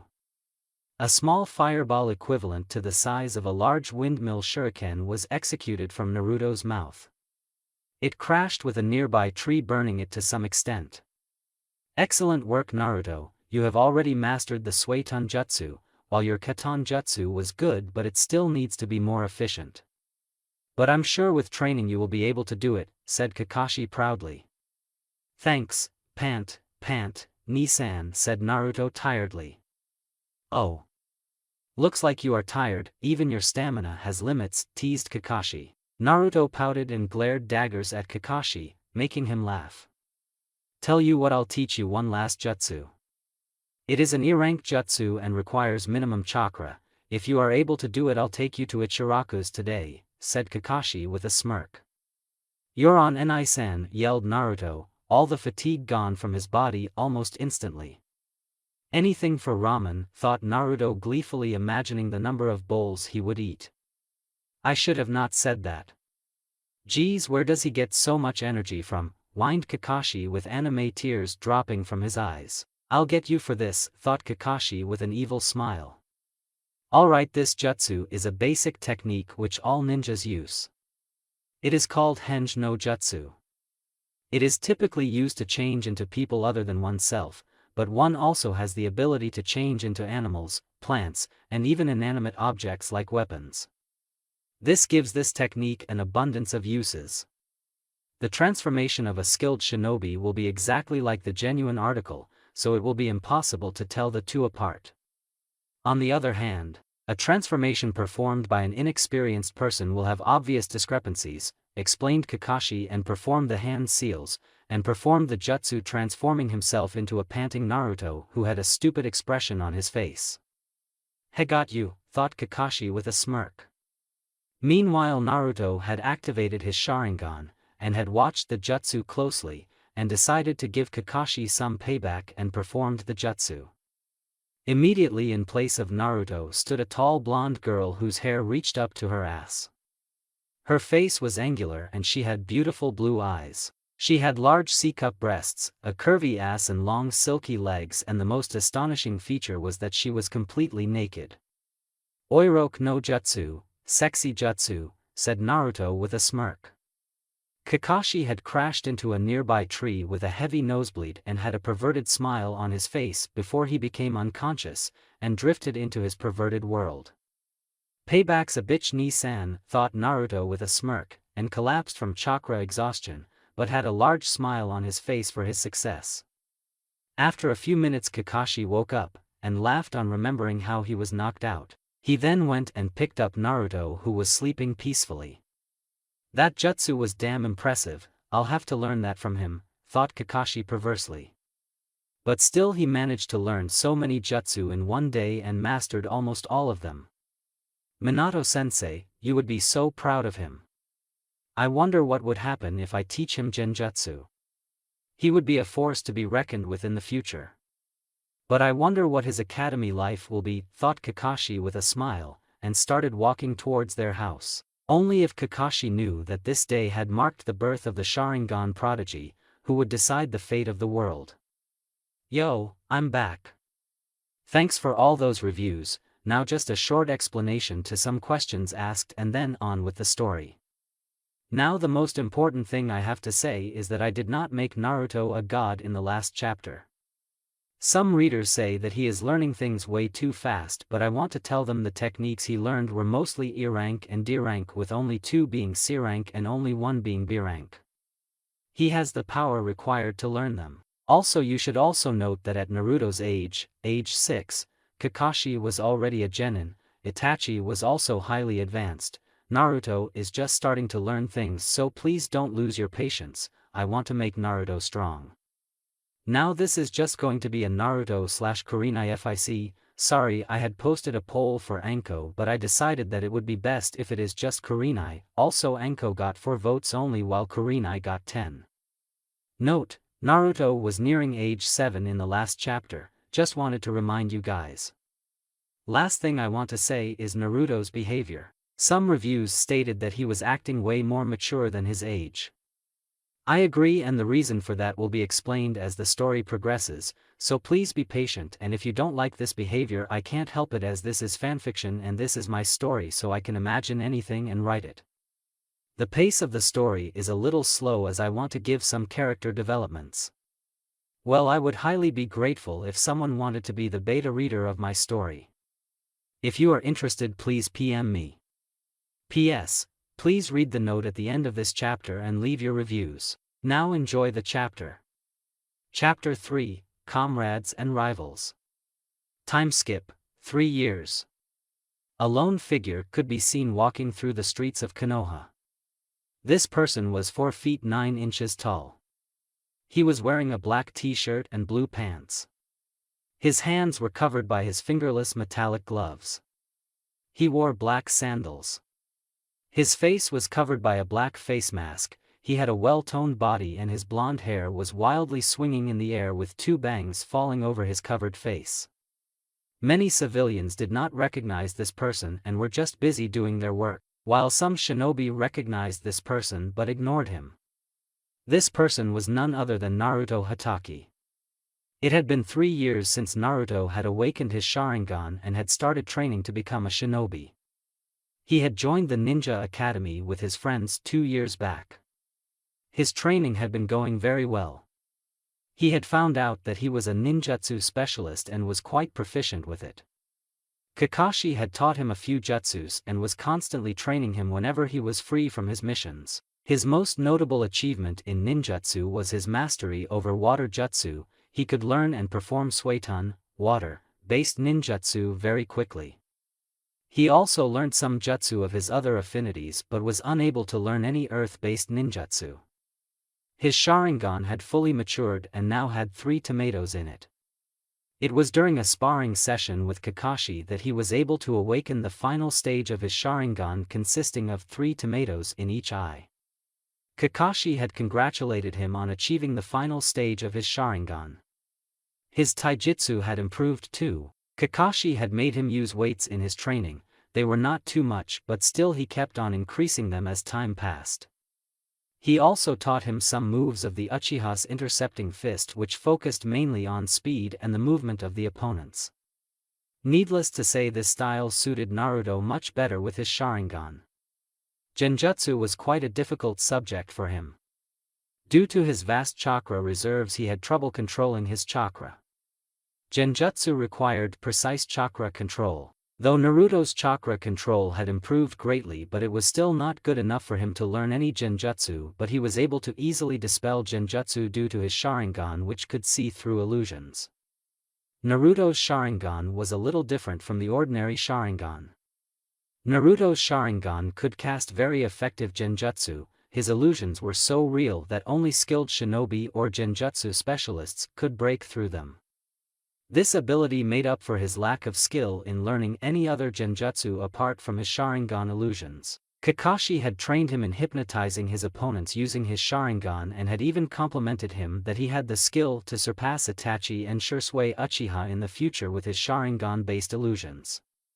He was happy with his life, however he had met another person who cared for him despite him being a Jinchuriki. Thinking of her brought a smile to Naruto's face. Flashback 1 year ago. Kakashi and Naruto were continuing their regular training in the Forest of Death as usual. Naruto's skills had improved greatly due to his training. His strength, speed and ability to analyze his opponent and come up with counter-attacks were greatly increasing. "Alright Enai-san, what are you going to teach me today?" asked Naruto excitedly. "Today I'm going to teach you a variation of the shadow clone technique," said Kakashi. "Variation?" asked a confused Naruto. "Yes, it is called Raitun Kage Bunshin, lightning release, shadow clone. It is a type of shadow clone and can also perform techniques like any other shadow clone but it is made up of lightning. Let me show you what you can do. First make 2 shadow clones and send them right towards me," instructed Kakashi. Naruto formed 2 clones and sent them charging towards Kakashi. Kakashi immediately formed a clone which rushed towards Naruto's clones. The first Naruto clone aimed a punch at Kakashi's clone chest but he easily dodged it and tried to give a kick but was blocked by the second clone who was holding his legs. The first clone then immediately jumped in the air aiming to give a roundhouse kick to the Kakashi clone and finish him off. But before the kick could connect, the Kakashi clone smirked and before Naruto's clones could even realize what was happening they were electrocuted as the Kakashi clone burst into lightning dispelling itself with Naruto's clones. Naruto winced as he got the memories of his destroyed clones while Kakashi chuckled. "Damn Enai-san, that was painful," muttered Naruto. "Now you see what it does." This technique allows the user to make a shadow clone infused with lightning. Because it is a shadow clone, it is able to perform techniques and interact with the environment due to it having physical substance, and also evenly distributes the user's chakra to each clone. If the clone is injured, it will revert to its natural lightning state, at the same time electrocuting whatever it is touching, explained Kakashi briefly. If I am fighting an opponent near water source, this jutsu can be very helpful, thought Naruto. Alright, now try to form a clone infused with your lightning chakra said Kakashi, but was interrupted by Naruto. We've got company, said Naruto sternly. His sensing ability has increased, thought Kakashi, as he could also feel a chakra signature approaching towards their position. Just a few moments later, a young woman jumped in the clearing where Naruto and Kakashi were training. Curious to see who this person was, Naruto turned to look at her. First thing he noticed was that this person was a very beautiful young woman. She wore a brown trench coat, a short dark brown skirt above a fishnet cloth which covered the rest of her body. She had a look of pure mischief in her eyes, and her hair was a shade of purple that really looked great on her. All in all, Naruto had to say he found her very beautiful, and this brought a blush on his face, but thankfully it was hidden behind his face mask. Damn, why am I blushing? I'm not a pervert, thought Naruto. Oi Kakashi, what are you doing here? Asked the woman curiously. Anko, what are you doing here? Asked Kakashi. This is my playground, Kakashi-kun, now tell me, what are you doing here? Asked Anko in a very sweet voice which sent shivers down both Naruto and Kakashi. Only Anko can call this a playground, sighed Kakashi. She's exactly as Kakashi and Isen said, thought Naruto, remembering how Kakashi used to talk sometimes about the snake mistress of Konoha, Anko Mitarashi, who was widely known for her sadistic tendencies. Well, I am training my little brother, Kakashi said, and Anko turned and was surprised when she looked at Naruto briefly. What is this brat? He looks like your clone, said Anko carelessly. Naruto's eyebrows twitched on being called a clone, but kept his calm, knowing losing his temper wouldn't end well for him. I am Naruto Hatake, pleased to meet you, Anko-san, said Naruto respectfully with a short bow. Wait, you're Naruto? What the fuck do you mean that you are Kakashi's brother? Asked Anko a little loudly. Anko knew who Naruto was and what burden he carried. She did not hate the boy like many villagers, and even sympathized with Naruto as she too shared a similar past like Naruto, but then the boy just disappeared and now he is Kakashi's brother. One thought was going in her mind, what the fuck happened, thought Anko. Kakashi sighed and explained to Anko the entire story about how he adopted Naruto but left out part of his lineage, and his Sharingan and his training until now. Well, I didn't expect you to be of the caring type, teased Anko. Did you say something? Asked Kakashi with an amused tone in his voice. Why, you pervert, yelled Anko. Man, that was funny, said Naruto, who was laughing on seeing the interaction between Kakashi and Anko. What was that shrimp? I bet you don't even know how to hold a kunai, smirked Anko, trying to agitate Naruto. Well, let's find out, shall we? Challenged Naruto. Meanwhile, Anko grinned while Kakashi wasn't sure if it was a good idea. Sure, Naruto was a calm and collected person, but he would never let anyone just insult him like that, and also it would be a good chance to test his skills against someone other than Kakashi. Naruto, I don't think you should challenge Anko like that. She is a jounin like me, said Kakashi sternly, trying to make Naruto understand. Ni-san, I know that I am no match for Anko-san right now, but I want to prove to her that I am not worthless, and you trained me well, said Naruto with determination in his voice. Meanwhile, Anko was impressed with Naruto's answer. He not only admitted that he was weaker than her and wanted to fight her for the right reasons. Fine, then don't complain when she breaks your bones, said Kakashi tiredly. Thanks Ni-san, said Naruto gratefully. Oi brat. Since you are honest and not arrogant, let's make a bet, suggested Anko. What's the bet, Anko-san? Asked Naruto. You fight with me, and if you are able to hold against me for even 5 minutes, then I'll teach you something useful, said Anko seriously. That's acceptable, but what happens if you win? Asked Naruto suspiciously. Then you owe me a treat, said Anko with a dreamy look in her eyes, thinking defeating Naruto would just be a piece of cake. Oh, please, it isn't what I think it is, thought Kakashi fearfully. May I ask what this treat may be, Anko-san? Asked Naruto. Dango, yelled Anko, pumping her fists in the air. Shit, what have I gotten myself into, thought Naruto. Everyone in Konoha knew about Anko's fetish for dango, it was even more than Naruto's love for ramen. I told you, Otuto, well, it's your funeral, thought Kakashi. Alright, the rules are quite simple, you can use anything you want. Ninjutsu, genjutsu, taijutsu are all fair. The spar will continue for 5 minutes until one gives up or loses. No serious damage is to be done to the opponent, it is a friendly spar, explained Kakashi in a monotone voice. Gee, thanks for that, Robocyclopes, said Anko, and even Kakashi was a little irritated by the name given to him. Naruto came with me for a minute, said Kakashi, and walked a little away from Anko. Naruto followed Kakashi, and soon after they were a little distance away from Anko, Kakashi stopped. Naruto, you should not use any shadow clones or your Sharingan in this spar. The Sharingan I need not explain why you are not allowed to use, but for shadow clones I want to see your hand-to-hand combat skills without your clones, and it would be best to keep some of your abilities hidden. The shadow clone is a forbidden technique and I don't think it will be right to show it to Anko at this time. Do you understand? Asked Kakashi. I understand, Enai-san, and I won't let you down, said Naruto confidently. I have no doubt about that, said Kakashi proudly and patted Naruto on the back. Naruto walked up towards Anko and got into his fighting stance. Let's do this, said Anko loudly. She immediately threw a kunai towards Naruto at a very fast speed. Thinking it to be just a simple attack, Naruto just decided to duck from the kunai's attack, but was surprised when Anko appeared before him in an instant and punched him hard in the face, sending him crashing towards a few feet away. Damn, the kunai was just a diversion which she used to distract my attention and sneaked up on me so quickly. She's fast, thought Naruto, wiping some blood coming from his nose. Had enough gaki, teased Anko. I am just getting started, said Naruto with an evil smile. He's got no skills and he's cocky, thought Anko overconfidently. She then rushed towards Naruto, intending to finish the spar, and attempted to send a right cross into his cheek.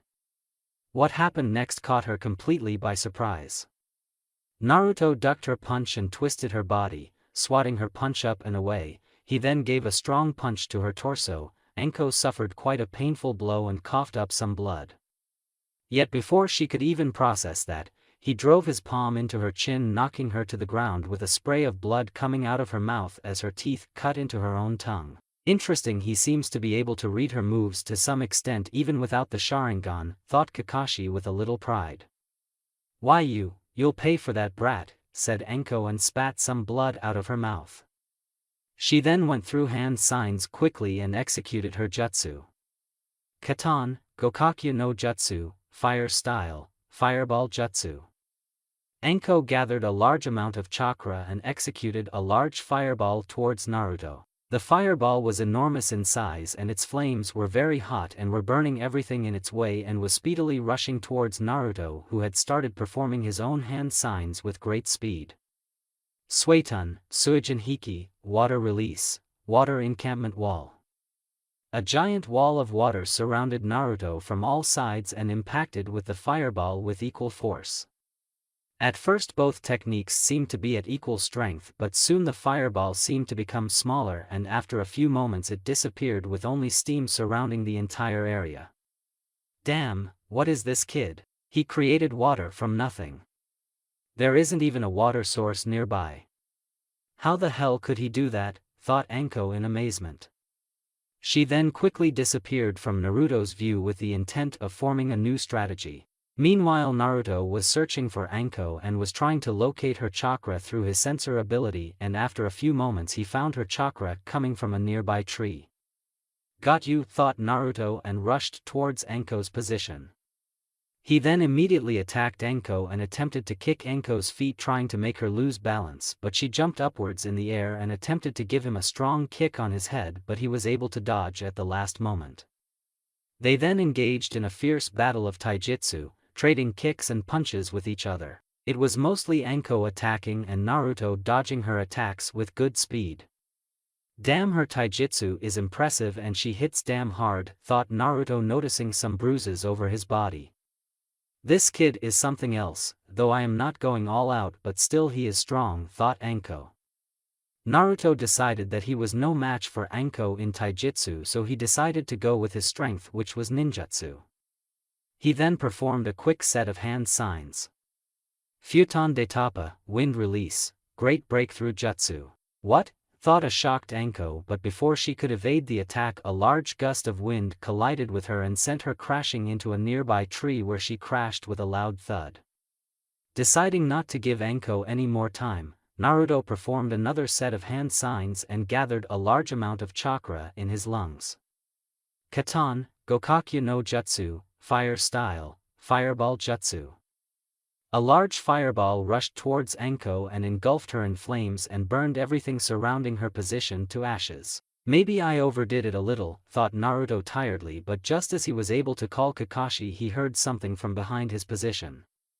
Sanaijushu, hidden shadow snake hands. Before Naruto could even blink, his entire body was entangled by a group of snakes and he crashed on the ground with the snakes holding him tightly on the spot. He looked back at where his fireball had hit only to see a burnt wooden log in his place. Damn, a substitution. You idiot, thought Naruto angrily. He looked back to see Anko standing behind him with a smirk on her face. Although her clothes were burnt badly, while there were some light bruises on her hands and knees indicating that she barely avoided the attack. Impressive, Gaki, you were able to hold up against me for this long and you even made me use my snakes.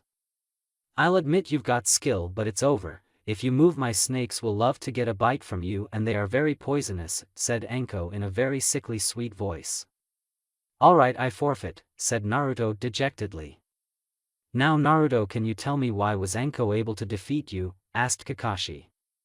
Because I was weak, suggested Naruto. It was quite the opposite, you were indeed strong, but Anko had one thing which you do not have right now, said Kakashi, gaining a puzzled look from Naruto. That's experience, Gaki. I have fought with many shinobi during my career and as a result I was able to estimate your strategy, your fighting skills, and was able to counter it. No matter how much a person trains, he still needs to have real experience, and that comes from missions. Don't worry, you'll improve, said Anko. But I still lost, said Naruto tiredly, as he still was unable to accept his defeat. Don't be so down. You performed quite impressively for someone your age. Always remember this: if your opponent is stronger than you and victory does not seem possible, then it is a good choice to accept defeat. Do not let your pride get in your way, it has led to the downfall of many shinobi. Sometimes to win you must lose, explained Anko, and removed her snakes and offered her hand to Naruto to make him stand, which he gratefully accepted. That was indeed a good spar. You were able to hold against Anko for 4 minutes, that's more than I expected. I'm proud of you, said Kakashi with pride in his voice. I understand, and thank you Anai-san, Anko-san, for explaining this to me, said Naruto respectfully. Now Kakashi, how does he know such jutsus, and what the hell did you teach this boy? Don't you think he is too young to learn this much at his age, argued Anko, thinking Kakashi was trying to make Naruto stronger than required for his age.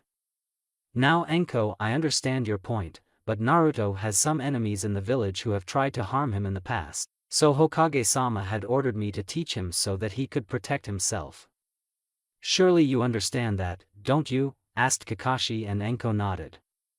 But how can he perform jutsu of 3 different abilities, and how in the hell does he have such high water affinity? Asked Anko curiously, as she was thoroughly impressed with Naruto's abilities. Kakashi then explained Naruto having 4 affinities and the training he has gone through till now. Anko whistled on hearing this. You are indeed interesting, Gaki, as you performed so well and are not arrogant about your ability. I'll teach you a thing or two, said Anko, shocking both Kakashi and Anko. Kakashi was shocked because Anko was never interested in teaching anything to anyone. After Orochimaru left the village and betrayed Anko, she shut herself down and never trusted anyone else like before except from her best friend. Kakashi was also a friend of Anko and knew of her pain, and for her to be willing to teach Naruto was quite astonishing. "But I lost the bet, why do you want to teach me?" asked a confused Naruto. "Well, you and I are a lot alike and you have got talent. So I just think I'll teach you a thing or two, but you owe me a lot of dango for this, and stop calling me Anko-san, I am not a person for much honorifics," said Anko with a genuine smile. In truth, she cared for Naruto but was just unable to express it, and so this was her chance and she decided to take it. "Thanks Anko-chan," said Naruto with a true smile. "Anko-chan, huh? You have good taste in gaki. I might even like you, Naruto-kun," teased Anko while whispering in Naruto's ear, getting a light blush on Naruto's face as Anko sure was beautiful and her ways of seduction were quite impressive. Meanwhile, Kakashi was giggling on seeing the entire scene between Anko and Naruto, but in truth he knew that Anko was just teasing Naruto. "Now you do owe me some dango. Don't you?" asked Anko menacingly with a dark aura in her voice, and Naruto nodded immediately. "Of course Anko-chan, Kakashi and Isan would like to come with us," asked Naruto pleadingly, hoping Kakashi would come to pay for Anko's huge dango bill. "Oh, you are not getting me this time, Naruto," thought Kakashi mischievously. "Sorry Otuto, I have got some work with Hokage-sama, see you later," said Kakashi and disappeared in a puff of smoke before Naruto could retort. Naruto turned around to find Anko impatiently tapping her feet on the ground. "Damn you and Isan, you cheeky bastard," thought Naruto with anime tears dropping from his eyes on losing his precious pocket money. Flashback end. Needless to say, Naruto got along very well with Anko. She was able to get him to open up and not remain secluded from others. She was like his elder sister who always guided him. Even Kakashi and Anko became better friends. At first Naruto thought that Anko was a hard person who just didn't care about anything, but after he came to know about Anko's life, he found one person to whom he could somewhat relate to. A person who could somewhat understand him. She also introduced him to some food other than ramen. He once criticized dango for not being better than ramen, and let's just say it didn't end well for him. Anko was true to her words and decided to give some training in taijutsu to Naruto. She was training him with some moves of the Hibi style which she was quite adept with. Under Anko's guidance, Naruto found out that his taijutsu needed a lot of work and he had not paid equal attention to taijutsu as he did with ninjutsu and genjutsu. So for the majority of the past year he trained with Anko and was still training with her to improve his taijutsu. Kakashi also occasionally trained him in ninjutsu, but the main focus was on taijutsu. Anko's training regime was brutal to say the least, and every day Naruto would end up bruised and battered from wounds from sparring with Anko, but it was a great experience and he was learning something very useful, so he didn't mind much. He still hadn't told Anko about his Sharingan. It was not that he didn't trust her, instead she was a precious person to him, but he still didn't know if telling her the truth would change her views about him. Kakashi had advised him to wait for the right time and then explain it to her. Naruto was so engrossed in his thoughts that he didn't notice that he had arrived at the academy and was already a few minutes late for his class. He went towards his class and knocked on the door. "Come in," said a voice from inside the class. Naruto entered the class and found his teacher Irika Yumino staring at him. Irika was a man of average height and build. He had black hair which he kept tied in a ponytail. He had dark eyes and a scar that ran across the bridge of his nose. He wore the standard Konoha Chunin vest with a headband wrapped around his forehead. Irika was a very kind-hearted man who cared for all of his students. At first he was indifferent towards Naruto, but with passage of time he came to realize that Naruto was not the fox, instead he was a very kind-hearted boy who loved his friends.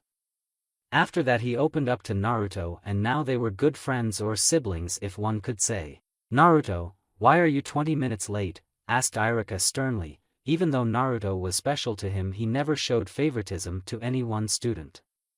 "Sorry Irika-sensei, I was training yesterday and got very tired, so I was not able to arrive on time in class."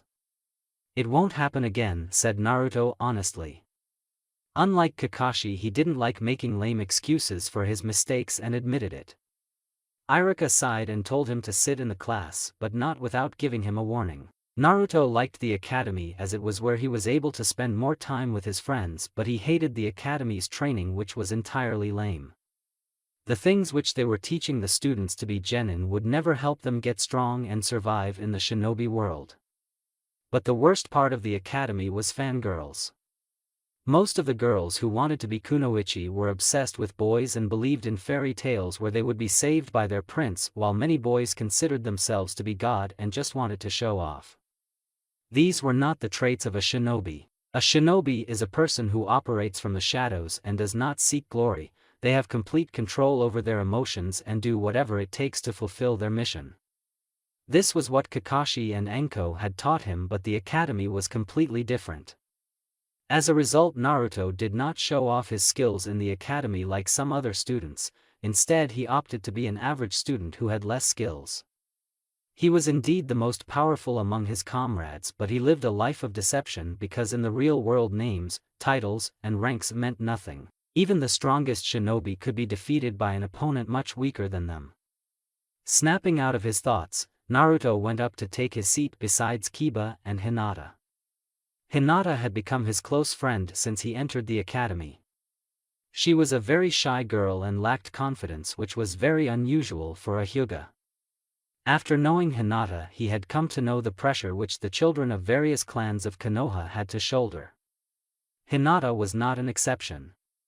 She was the heiress of the Hyuga clan, who were considered the strongest clan in Konoha. Her father had high expectations from her, but Hinata was unable to fulfill them, so she was considered unworthy by her own clan. They preferred her younger sister better than her, even though her own father did not have faith in her, which according to Naruto was quite pathetic.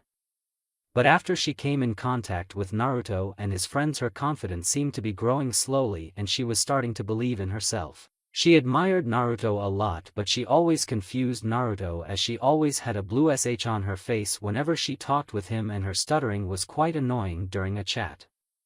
Now Naruto was not an idiot but was confused whether she admired him or was infatuated with him, but decided not to push Hinata for any further talk as he wanted her to tell her what she felt on her own and not by force.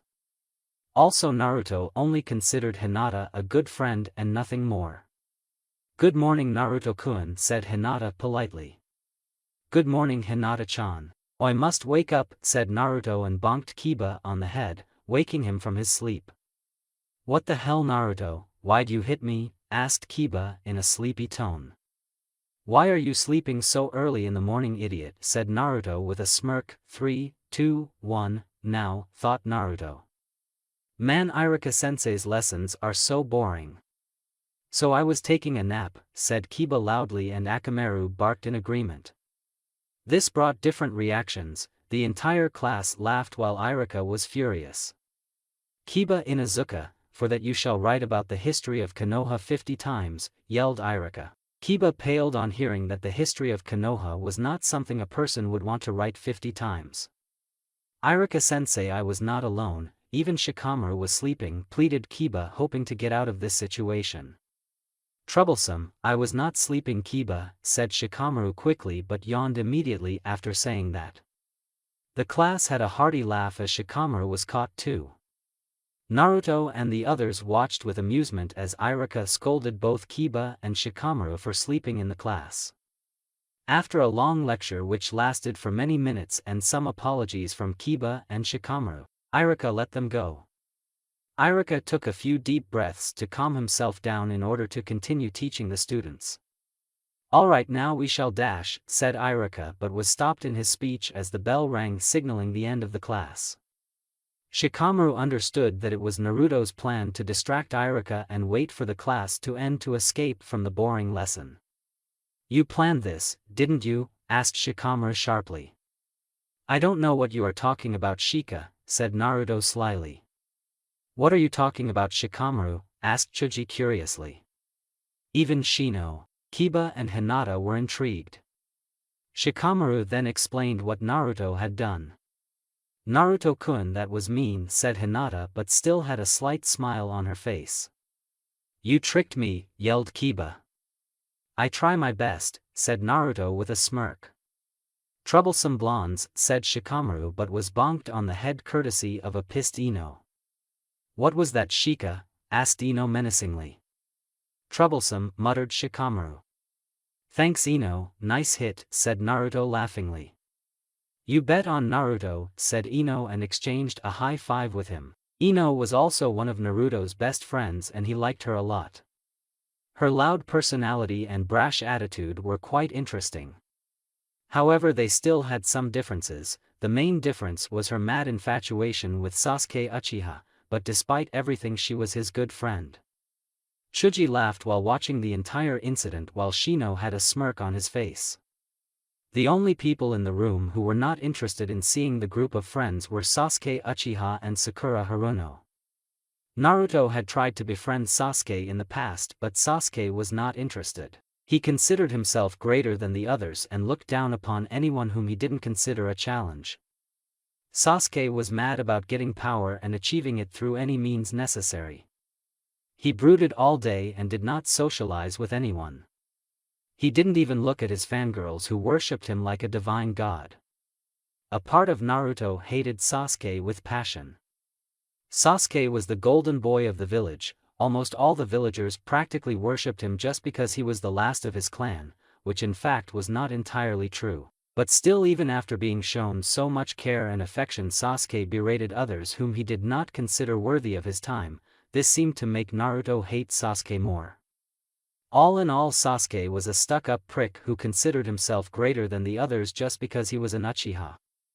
Naruto tried to talk to Sasuke sometimes, but after a few tries gave up on him as he was a lost cause. Sakura, on the other hand, was just book smart but was probably the greatest fangirl of Sasuke. She practically worshipped the ground on which Sasuke walked, and berated others and praised Sasuke for almost everything. Due to this, Naruto stayed away from Sakura as she was annoying. Even Ino's fangirl tendencies paled in comparison to Sakura.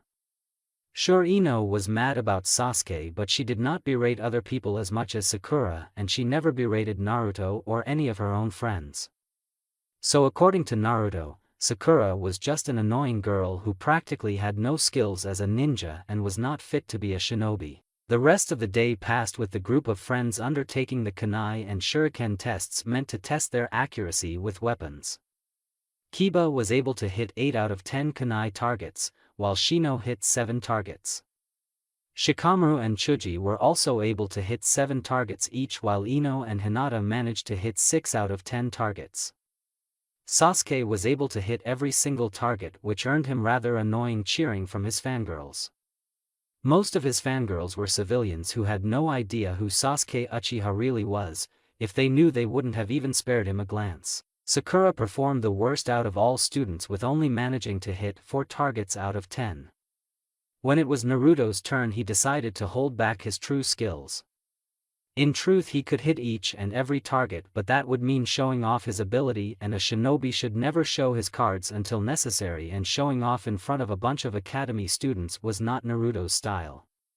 So he only hit 8 targets out of the 10 kunai targets. Alright class, now we are going to have a taijutsu spar between students. The spar will continue until one opponent gives up or is knocked out. Any questions? Asked Irika, but no questions were asked. The first few matches were between a bunch of civilian kids, and as such it was more like street fighting. Kiba and Shino had to face each other. At first they appeared to be even, but slowly within a few minutes of fighting, Shino started to get tired and Kiba slipped into his defense and knocked him out, which led to him winning the match. Ino sparred with a civilian boy and was able to defeat him easily. The match between Shikamaru and Chuji was quite amusing. Everyone was expecting a good fight between the two best friends, but were disappointed when Shikamaru just gave up, saying it was too troublesome to defeat Chuji, which earned him a beating from Ino and a long lecture from Irika. Alright, next match is between Hinata Hyuga and Haruno Sakura, announced Irika. After hearing the announcement, Sakura seemed to be confident while Hinata looked nervous. This is my chance to prove myself to Sasuke-kun, thought Sakura with a dreamy look in her eyes. Meanwhile, Hinata was not all that confident. Seeing her worried face, Naruto went towards her and put a hand on her shoulder. You can do this, Hinata-chan, I believe in you, said Naruto with a smile. Hinata's eyes widened on hearing that the boy she admired believed in him. I won't let Naruto-kun down, I will win this fight, thought Hinata with determination. Go Hinata, kick forehead's ass, yelled Ino while the others gave Hinata a thumbs up while Shino gave her a brief nod of encouragement. Seeing all her friends' faith in her brought tears in Hinata's eyes. She got the thing she wanted in her life most, recognition and to be acknowledged. These were her true friends and she won't let their trust go in vain. Iruka signaled the start of the match. Sakura rushed towards Hinata blindly and attempted to give a kick at Hinata's face. Hinata easily caught Sakura's leg and with a quick motion gave a punch to Sakura's chest, and then she quickly gave a leg sweep to Sakura's right leg, making her lose balance and fall on the ground. She then gave a quick series of gentle fist punches and sealed off the majority of Sakura's tenketsu. The entire crowd of students were shocked on seeing Hinata's fierce battle. Every time Hinata had a spar with someone she would lack confidence and would make a mistake and lose easily, but this time she was fighting as if she was a true shinobi. Naruto smiled on seeing Hinata's fight. He knew Hinata wanted to be acknowledged and for people to believe in her. And who is better than her friends, so he just did what was best for his friend and the others did the same. Sakura found herself in a new world of pain. She had expected to win against Hinata as she considered her weak, but was surprised when she was defeated so easily and was beaten mercilessly by a girl who everyone thought was weak. Sakura-san, I have sealed off your tenketsu. I would advise you to quit as you are unable to fight, said Hinata with a polite yet stern tone in her voice. Sakura dejectedly accepted her defeat and went back towards her place while limping all the way. You did great Hinata-chan, said Naruto, but was surprised when he was enveloped in a tight hug by Hinata. Thank you for believing in me, Naruto-kun. Thank you everyone, said Hinata happily. Way to go Hinata, yelled Kiba with Akamaru barking in agreement. All the others congratulated Hinata, with Ino being the loudest person to praise her for defeating Sakura. Iruka smiled on seeing the entire interaction between his students. It seems I was wrong about you, Naruto. Hokage-sama was right, the will of fire burns brightly in all of you, thought Iruka proudly. Alright, today's last match is between Naruto Hatake and Sasuke Uchiha, announced Iruka. The entire crowd went silent but soon erupted into cheering for Sasuke, the most coming from Sakura. Oi Naruto, kick that time's ass, said Kiba. Good luck Naruto-kun, said Hinata with a warm smile. Troublesome, I know you'll win, said Shikamaru while Chuji and Shino nodded. Naruto, good luck, but please don't hurt Sasuke-kun, said Ino in a low voice so that no one else could hear. I understand Ino-chan and thank you, said Naruto with a kind smile. Ino blinked in surprise on hearing being called Chan and got a blush on her face. Well, he's not that bad, thought Ino with a blush. Naruto and Sasuke stood in front of each other waiting for Iruka's signal to start the spar. Naruto seemed to be stoic as ever, his emotions being hidden behind his mask, while Sasuke seemed to be confident of himself. Iruka gave the signal indicating the start of the spar, but even after a few moments Naruto hadn't moved from his position and was standing with his hands in his pockets as if he was mocking Sasuke. What's the matter, Dobe, you're scared of facing me? Asked Sasuke in a mocking tone. Naruto gave no reaction and stood stoically in front of Sasuke. Kakashi had taught him that the best way to win a fight was to make sure your opponent gets distracted. Naruto knew about Sasuke. He knew Sasuke was strong, but his arrogance was his weakest point, and by playing with his ego he was making sure that Sasuke loses his cool with the spectators. Shika, why is Naruto just standing there? Asked Ino in confusion.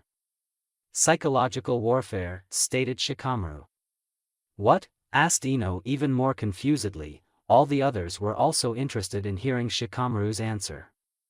Troublesome blondes. Naruto likes to play with his opponent's emotions rather than charge in head-on. I noticed this while we played shogi, said Shikamaru. As if he could defeat my Sasuke-kun with such a cheap trick, screeched Sakura. Everyone winced on hearing her voice, Even Ino, who was fond of Sasuke, was annoyed by Sakura's madness. "But do you think Naruto would be able to defeat Sasuke?" asked Chuji. "Naruto is way more powerful than he lets on," said Shino for the first time. "How so?" asked Kiba. "You'll see, it's too troublesome to explain," said Shikamaru. "Lazy as Naras," thought everyone at the same time. With Naruto. Naruto was waiting for Sasuke to start his attack. Meanwhile, Sasuke was getting impatient with Naruto's non-responsiveness and decided to provoke him a little. "Looks like your loser friends were wrong to trust a dope like you," mocked Sasuke, and the reaction he got from Naruto satisfied him. Naruto's eyes hardened on hearing that. He could tolerate his insult to some extent, but no one ever insults his friends and walks away with it. "I wanted to hold back Sasuke, but you left me no choice," thought Naruto. Before anyone could even blink, Naruto rushed towards Sasuke at tremendous speed and slammed his fist into Sasuke's gut. Sasuke felt the air knocked out of his lungs. He wasn't even able to see Naruto's moves. Naruto then gave a harsh kick to Sasuke's face and sent him flying a few feet back. All the people watching the fight were stunned to see the best student in the class being beaten like a dog, and it seemed that Naruto wasn't even trying. "Naruto Baka, stop trying to cheat and hurt Sasuke-kun," screeched Sakura in Sasuke's favor. Everybody just wondered how stupid she could be. "Kill her, make her feel pain," said a voice inside Naruto's mind, shocking him. Naruto realized that it must have been the Kyuubi, but now was not the time to think about it. "Sakura, shut up, you're annoying," said Naruto in an icy tone, sending shivers up everyone watching the fight. Sakura was frozen with fear as Naruto's cold blue eyes looked at her. His small killing intent was making things worse for her. "Is this your power, Naruto?" thought all his friends and Iruka in unison. "Don't forget about me," yelled Sasuke angrily and attempted to send a right hook towards Naruto. With great speed, Naruto sidestepped Sasuke's attack. He then grabbed Sasuke's arm and twisted it, making Sasuke wince in pain. "Looks like Enko's training paid off," thought Naruto with a smirk. Shinobi Rule 25, a ninja must always keep his emotions in check. If emotions are not controlled, they will lead to your downfall, Sasuke, said Naruto mockingly with a mild laugh. Sasuke yanked his arm away from Naruto. He then tried to give a leg sweep to Naruto, but Naruto back-flipped away gracefully. "Why do you hesitate? You're pathetic," said the voice again from Naruto's mind. "Shut up, you damn fox," yelled Naruto in his mind. Sasuke and Naruto then engaged with each other in fierce taijutsu battle for the next few minutes. Sasuke was giving everything he got, but Naruto was just avoiding his attacks like a snake. It was as if he had no bones in his body. The entire class as well as Iruka was stunned on seeing what was happening. The best student in the class, who was considered a prodigy of his generation, was being demolished by Naruto. "You're weak, doesn't he make your blood boil? Answer me," yelled the voice again. Naruto was getting frustrated. For the last few minutes he was fighting Sasuke and the fox was annoying him a lot, trying to make him more angry. "Yes, now shut up," yelled Naruto. "You will bow before me, you insolent brat. Now watch my power," said the voice. Naruto was trying his best to control his anger. He was feeling a surge of power through his body. Every fiber in his body was itching to kill Sasuke. It was like the fox's bloodlust was affecting him. "You listen to me, you damn fox. I won't let you control me. Now go back to where you came from," yelled Naruto with determination. "Fool, soon, very soon you will fall," said the voice with malice in its voice. Sasuke jumped in and tried to give a hard kick on Naruto's head, but Naruto brought both his hands up and blocked his attack. He then grabbed Sasuke's leg and swung him in the air and threw him to the ground like a rag doll. "Why am I so weak?" thought Sasuke, noticed the bruises all over his body. "Is that all?" asked Naruto angrily. Everyone was startled by this new Naruto. Gone was the kind boy, in his place was an entire new person. "You are weak. You overestimate your own ability without having any idea of my own. You consider yourself superior than the others just because you are an Uchiha. You are pathetic Sasuke and you do not have strength nor do you know the meaning of true strength, said Naruto in a demonic voice and kicked Sasuke in his jewels. Every male winced on seeing the kick connect with Sasuke's jewels. Every person was frightened of this new Naruto who had an evil aura coming from his body. Some kids had already fallen unconscious while the others were barely staying awake. Iruka was also frozen in his spot. He wanted to stop the fight but Naruto's voice had frozen him to his spot. It was the same fear that he had experienced during the Kyuubi attack that he was facing now. No, Naruto is not a fox, he is different, I have faith in him, thought Iruka with determination. Naruto, please stop, yelled Ino. Ino's voice brought Naruto out of his daze. What was I doing? I was getting influenced by the fox. I will not let it get what it wants, thought Naruto with determination on realizing his mistake. Meanwhile Sasuke was in intense pain. His entire body was hurting from the various hits which he received from Naruto. It's the same as it was with Itachi. Why am I weak and pathetic, thought Sasuke, thinking of how his brother had demolished his clan and how helpless he was on that night. Let's finish this team, said Naruto. Naruto then rushed towards Sasuke with intense speed. Sasuke saw Naruto approaching and tried to give a kick at Naruto's chest but Naruto ducked under it. He then gave a swift and powerful kick to Sasuke's chin, launching him in the air. Naruto quickly jumped afterwards and appeared directly beneath Sasuke. Naruto twisted his body around, driving a kick towards Sasuke's side. Sasuke was barely able to block it, but Naruto just used it to increase his momentum as he spun the other way. His punch hit Sasuke brutally in the chest, knocking him back towards the ground. Naruto fell with him, subjecting Sasuke to a brutal series of midair kicks. It ended with him burying his foot into Sasuke's stomach. At the same moment the Uchiha hit the ground with enough force to form a few small cracks. Sasuke coughed up blood, and then became unconscious. It's over, said Naruto on seeing Sasuke's condition. Winner Naruto Hatake, said a stunned Iruka, and then rushed forward to check on Sasuke.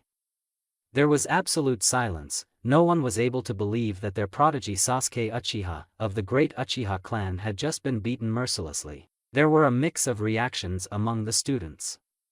Sasuke's fangirls were livid at Naruto for hurting and defeating Sasuke, but after seeing what Naruto did decided to keep their mouths shut for their own safety. Even Sakura did not screech at Naruto, instead she was terrified of him. Some of the kids were amazed by Naruto's strength and couldn't help but wonder how strong Naruto truly was. Amazing, said Hinata in awe. Way to go Naruto, nice work on kicking that time's ass, yelled Kiba, punching his fist in the air, which was followed by a cheerful bark from Akamaru. Troublesome, muttered Shikamaru, but had a small smile on his face. How much were you holding back Naruto, thought Shikamaru. Naruto felt a little bad about hitting Sasuke so badly, but then he remembered what Sasuke had said and came to the conclusion that Sasuke deserved it. He then saw the reactions of his friends and saw fear, pride, doubts, worry etched on their faces. I need to calm myself down, thought Naruto. He then went towards his friends, Ino specifically. He remembered Ino had asked him not to injure Sasuke badly, but he injured Sasuke and felt as if he hurt Ino even though Sasuke deserved what he got. I'm sorry Ino, I hurt Sasuke, said Naruto regretfully. He was expecting a slap, cursing from Ino, but what happened next shocked him. Ino enveloped in a tight hug and had a few tears in her eyes. It's alright, I heard what Sasuke said. It's not your fault, said Ino and embraced Naruto tightly. Thanks Ino-chan, said Naruto and returned the hug. He felt relieved on hearing that Ino didn't blame him or hate him for beating Sasuke. Troublesome blondes, muttered Shikamaru with a smirk. Oi Ino, are you sure you like Sasuke? It looks like you like Naruto a lot more than Sasuke, teased Kiba. Shut up dog breath, yelled Ino and bonked Kiba, but she had a light blush on her face. Naruto, you performed well, Shino said, and Naruto nodded. Guys, thank you for having faith in me. Now I have some work to do, I'll see you guys later, said Naruto and immediately ran off without waiting for any reply from his friends. I need to talk to Kakashi and Isan and Gigi, thought Naruto and rushed towards the Hokage tower. Everyone just wondered what Naruto really was, he was an enigma to them. At one moment he's a kind and caring person and the other moment he was a ruthless person who destroyed his enemies. One thing was made clear, that Naruto was not what he seemed and was a lot more powerful than he showed. And there was something dark in Naruto. And that's it for the video. I hope you enjoyed it, and until next time. Later.